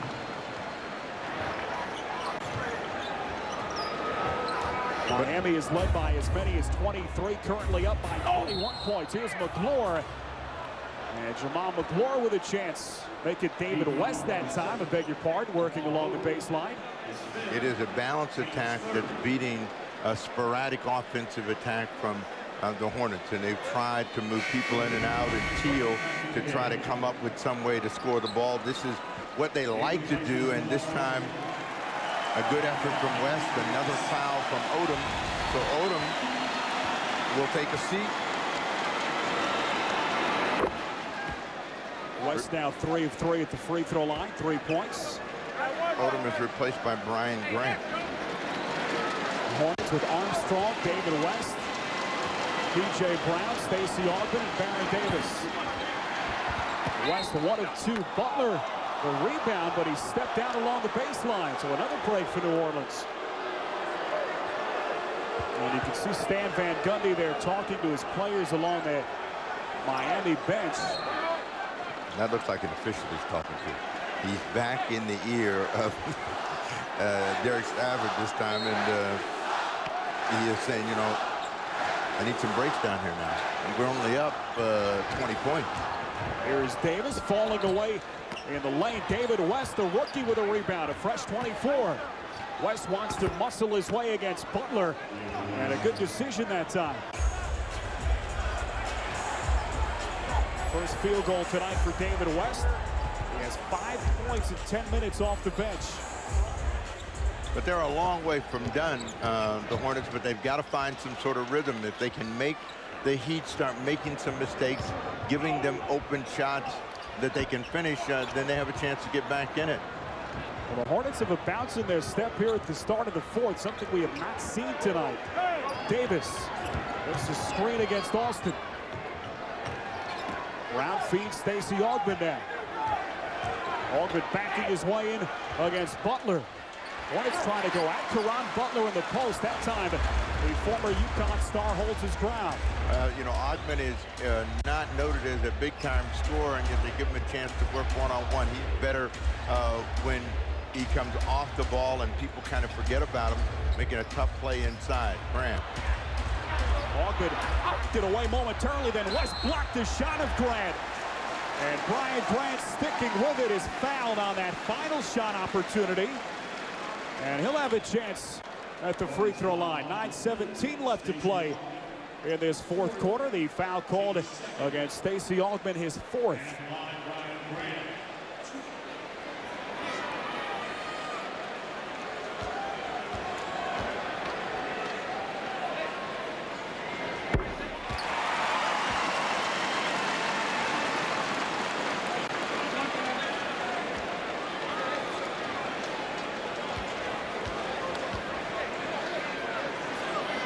Brian Grant at the free throw line has played a key role tonight off the as a starter, of course. Brian Grant's numbers tonight very impressive. 30 minutes, 11 points in addition to his 8 rebounds. I mentioned the fact that Grant in the opening game took just 4 shots. In the meantime, the Hornets continue to cut into the deficit now. A 3-point field goal from Darrell Armstrong. That's his first field goal tonight. And it comes at a very opportune time as a timeout is called by Miami. Under 9 minutes to play, fourth quarter here in game 2. The Hornets trying to keep it interesting. Hi, everybody. Gary Apple back at our NBA TV studios. A terrific night of playoff action. The game you're watching right now, the Heat in command over the Hornets. Let's get a live look in right now of the game out in Minnesota. The Timberwolves and the Denver Nuggets. Game 2 of that series as it's about midway through the fourth quarter, and first quarter, I should say. Minnesota leads at 16-13. We see Latrell Sprewell. He struggled in the opening game, shot just 2 of 11, hoping for better fortunes. This game being seen over on TNT, and there's the big ticket. Kevin Garnett, he had 30 points and 20 rebounds in the opener. Dick Stockton and Steve Kerr on the call, and let's have a look and a listen. Defensive 3-second violation before the timeout. Here is Vashawn Leonard long range, and he hits a 2-point basket. So Vashawn Leonard, who only scored 7 points, has equaled that already, bringing Denver to the ball. This guy's hot and cold. He might not show up in the game, but he might get about 30 points. And he's so important again for Denver. Sprewell will fire. And so they are in the first quarter in Minnesota. Let's get you back to Miami now. The Heat and the Hornets. Chance of let's go Heat. This crowd has been deafening all night. Better than 20,000 here at American Airlines Arena. Wade, baseline, getting Armstrong in the air. And that one nearly falling for Wade. Little Michael Jordan from the rookie. Well, the amazing thing about a player, no matter what their size or dimension, they all think that they can block shots. So a little pump fake is what set the table for Dwayne Wade. No place to go, and he's kind of stuck. A little pump fake and Armstrong. And when was the last time you saw Armstrong slap something back? Puts him on the line. Dwayne Wade tonight, 30 minutes, 13 points. And he is now perfect at the free throw line, 4 for 4. Have to love the way Dwayne Wade plays. Never forces anything, really just takes what the defense gives him. Game-winning shot in game 1 for Miami. Armstrong short, P.J. Brown the offensive rebound. Augmon. Well, Grant got a piece of it, also got a piece of the arm of Augmon. More free throws upcoming for New Orleans. Fourth foul on Grant. That's a 14 foul, so the next one, the guys in teal will have a chance to score easily from the free throw line from the rest of the fourth quarter. So I'm sure Stan Van Gundy's telling those guys to play defense, but don't foul, as he watches the lead shrink. Hornets will get on their plane tonight, fly back to New Orleans, as games 3 and 4 will switch back to New Orleans Arena. They'll play game 3 on Saturday. Eddie Jones into the corner for Haslam. Now Dwayne Wade. 16-point lead, and the Hornets' task is to get this down to a 10-point game with about 5 minutes left in the game. So Ron Butler says, well, not on my watch, you're not going to do it. He gets the big hoop from the corner. The snapper, he was wide open. There wasn't a defensive player within 5 feet of him that time. But they've been missing that shot, and you know, jump shots come and go with Baron Davis planted, but couldn't get off the floor. Offensive rebound underneath by West. He was turned aside, and Haslam finally with a defensive board for Miami. And David West is hobbling. Remember how well the Heat started the ball game, and then they were missing wide open opportunities like this. Now they make a couple. The lead goes back to 20. So you got to be able to finish plays no matter what the opportunity, no matter how the defense is playing you, and that's been the story of this game. Heat are making shots. Baron Davis and company are not. Not sure who Baron Davis saw in the corner there. Stan Van Gundy was the nearest man there. At the 13th Hornets turnover tonight. And meantime for Miami, all 5 starters tonight, Steve, in double digits. Well, usually the way it goes for Baron Davis, if he plays a bad game, he's going to come back and play a very, very strong ball game the next time out. So they have to be wary of Baron Davis when he gets back to New Orleans. Davis tonight, 38 minutes, 3 of 14 shooting, just 13 points.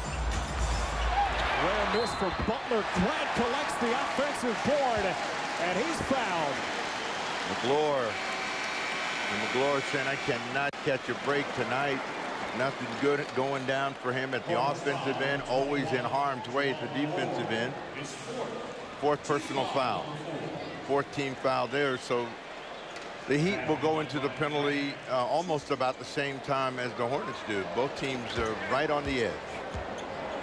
A reminder tomorrow night on TNT, a playoff doubleheader beginning at 7 p.m. Eastern time with game 3 between the Nets and the Knicks. New Jersey leading that first round series 2-0.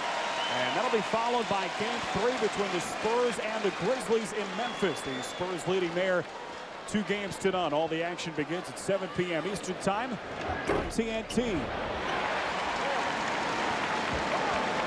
Here on NBA TV, postseason basketball tonight in high definition here from American Airlines Arena in Miami. P.J. Brown left open. And Brown tonight, 2 of 11 shooting. He has just 4 points. And New Orleans, meantime, is a team still at 22% shooting. It has been ugly all night long. And there's another foul, this one against McGlure, and it tells you about the long night that he's had. And he picks up his 5th in the penalty situation for the Heat. This is one of the most frustrating nights of the season for Jamal McGlure. Certainly what has been a breakout season for him. And first-time All-Star. Got the nod, represented the Hornets in Los Angeles alongside Baron Davis. And a different story here tonight from McGlure and his Hornets team as they have been blown out here in game 2. Butler sets himself, knocks down his 2nd. The biggest lead of the game for Miami. It's 24 points as we approach 6 to play here at American Airlines Arena. Brown has it rim off. And Butler unable to save it, step down along the baseline. You look at how the Hornets are trying to finish the game. Smith, Wesley, Brown, McGlure, and Armstrong, and Baron Davis will take a breather and probably will not come back to the ball game. Going to get a foul. David, Wesley, a little pork chop on Eddie Jones. So New Orleans cannot catch a break. And that is number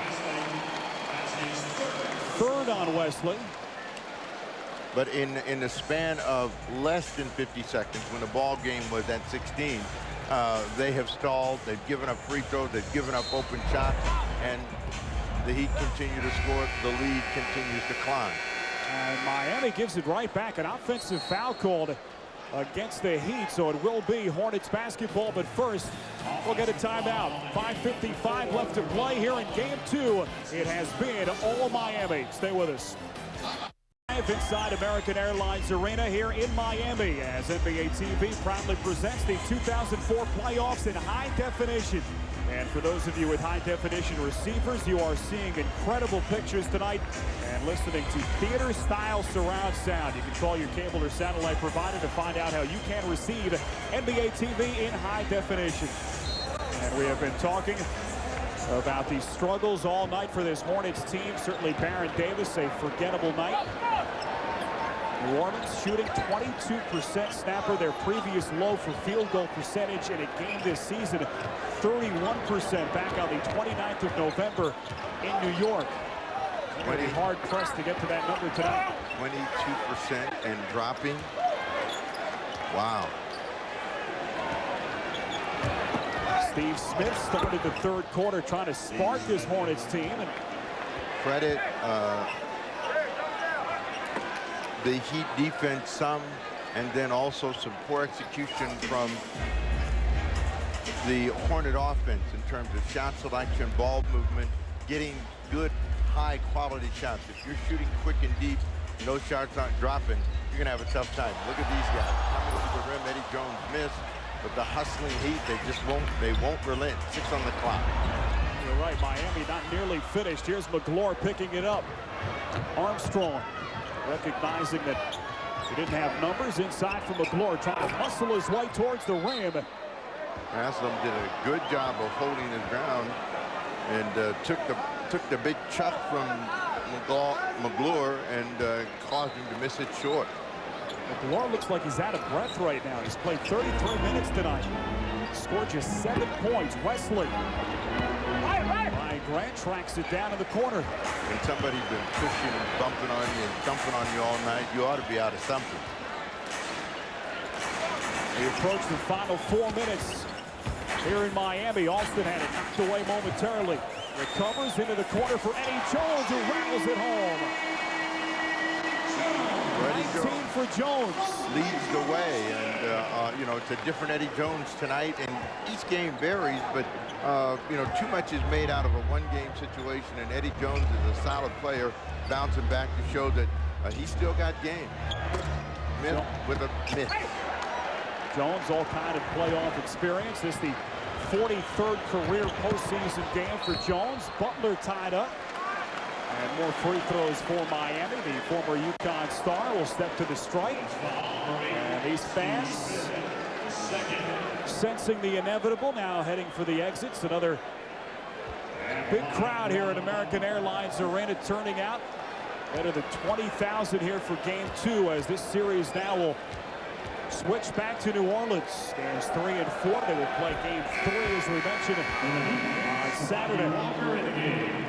Now Samaki Walker comes back in. Brian Graham played 3 minutes early and could not catch the ball. They gave him some pretty good possessions, but Tractor Taylor comes in as well. P.J. Brown is done for the evening.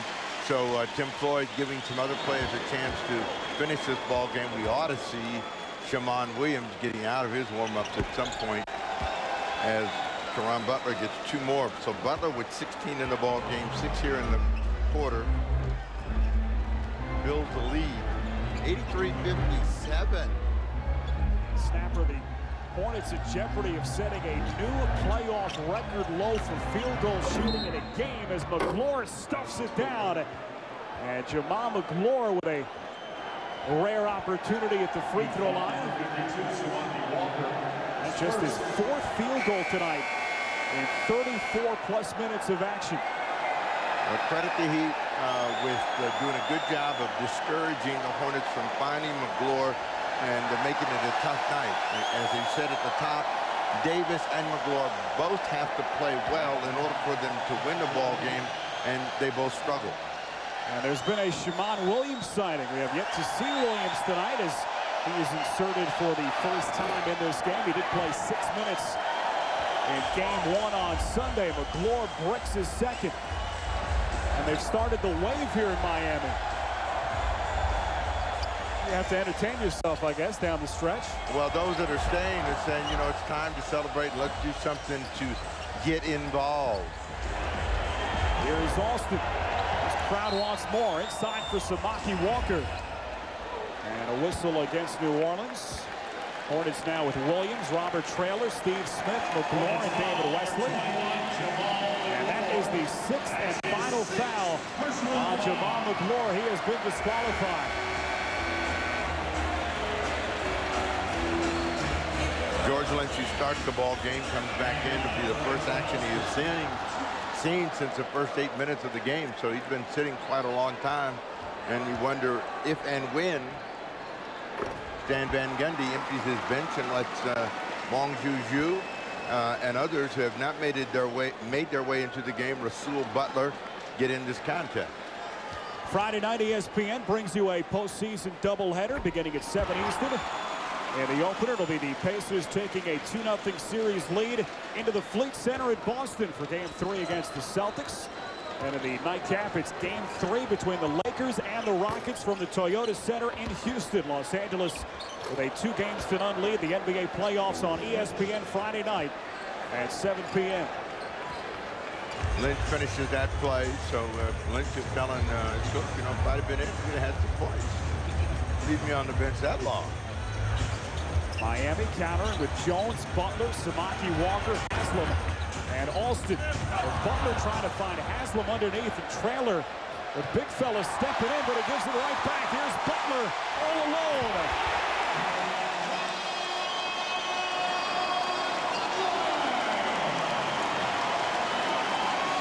Largest lead of the game for Miami. It's 26 points.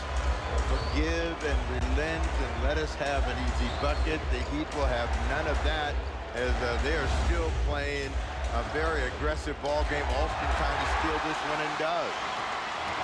Austin, a foot race with Shammond Williams.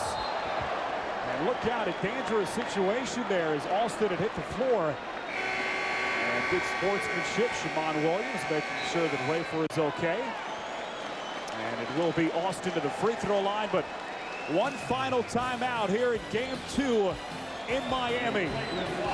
The Heat punishing the Hornets in their home building. Another look at Butler.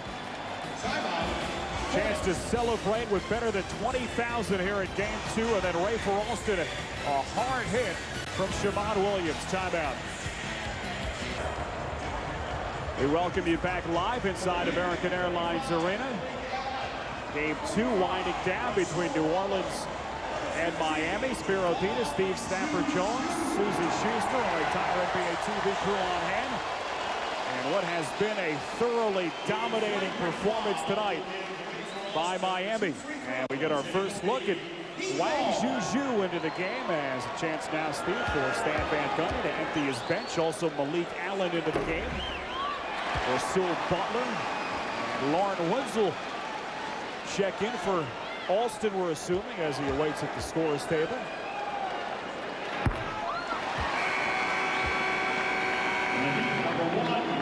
So apparently, Steve, a flagrant foul was called on that Shammond Williams hit on Alston prior to the timeout. As Caron Butler gets a round of applause of the remaining spectators here in Miami.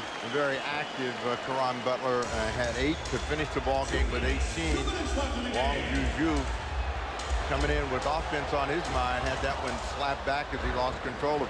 And Juju, a guy that you like very much, just one of those players who hasn't really gotten an opportunity for a lot of minutes no matter where he has been. Here's a 7-footer who could shoot it, Steve, from virtually anywhere on the floor. You know, he's a 7-footer that really is a forward, and a lot of times they want him to play center, want him to play with his back to the basket. He's not that kind of player, so he has not found his home yet, trying to play here for the Miami Heat. I guess the only suspense tonight would be whether Rafer Alston is going to get that three-point field goal to make it 50 straight games. Rasul Butler comes in, hasn't touched the ball for 46 minutes and makes his first shot. Tell me he can't shoot.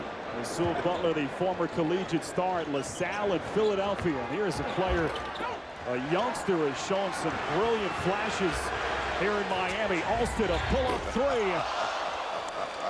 Wong said, wait a minute, man, you don't need 50, I need 2. He's running like crazy, and you're pulling up.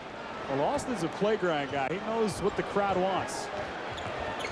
Jamon Williams distributes into the corner for Steve Smith. Maurice Carter is checked in. Here's Carter for New Orleans. 4 on the clock. Leave Traylor open, and Robert Traylor, the big fella, getting involved here in the final seconds, down to 48 seconds left to play in regulation. And this crowd letting the Hornets hear about it. Malik Allen will get 2 as Traylor comes over and goaltends that.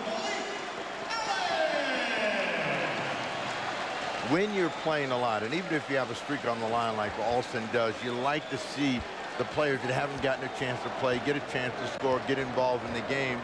And I'm sure that Stan Van Gundy's going to pass that little wordle across to Rafer Alston. Jamon Williams high off the backboard, and so this New Orleans team will set a season low for total points in a game, field goals made, and field goal percentage. They finished tonight 20 of 92 for 24% as they get blown out here in Game 2 in Miami.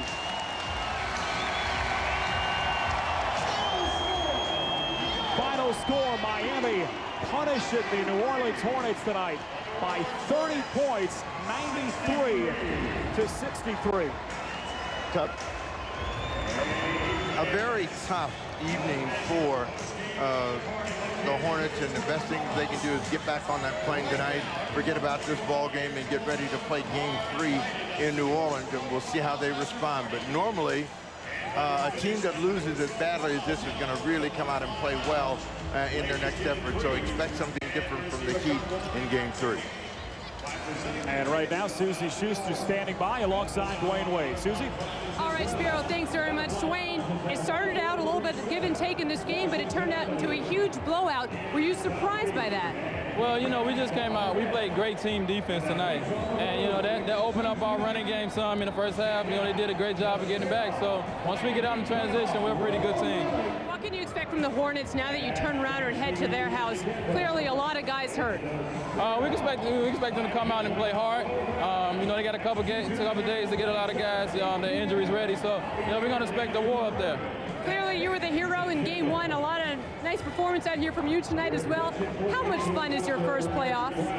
It's unbelievably fun. I think what made it special is that my first playoff is at home in front of a crowd that we love to play for, and they love us to play out here. So, you know, it's been great. And they love you right back. Thanks so very much. Spiro, let's go back to you. Susie, thank you very much. Dwayne Wade tonight, 14 points. One of 5 Miami players in double digits as Miami wins it by 30 over New Orleans. And the Hornets tonight, the second lowest field goal percentage in NBA playoff history. They finished tonight at 24.4%. And Steve Jones, if you're Tim Floyd, maybe your best bet, just give this team a day off tomorrow. He would love to do that, but he's got to find a way to rally the troops, and they got to work on something. Again, the final score here from Miami. The Heat over the Hornets in Game 2, 93 to 63. They take a 2-0 series lead. NBA TV brings you the 2004 playoffs in high definition next week at a date and time to be determined. And so for Steve Jones and Susie Schuster, I'm Spiro Dinas. We hope you've enjoyed the 2004 playoffs in high definition. Good night.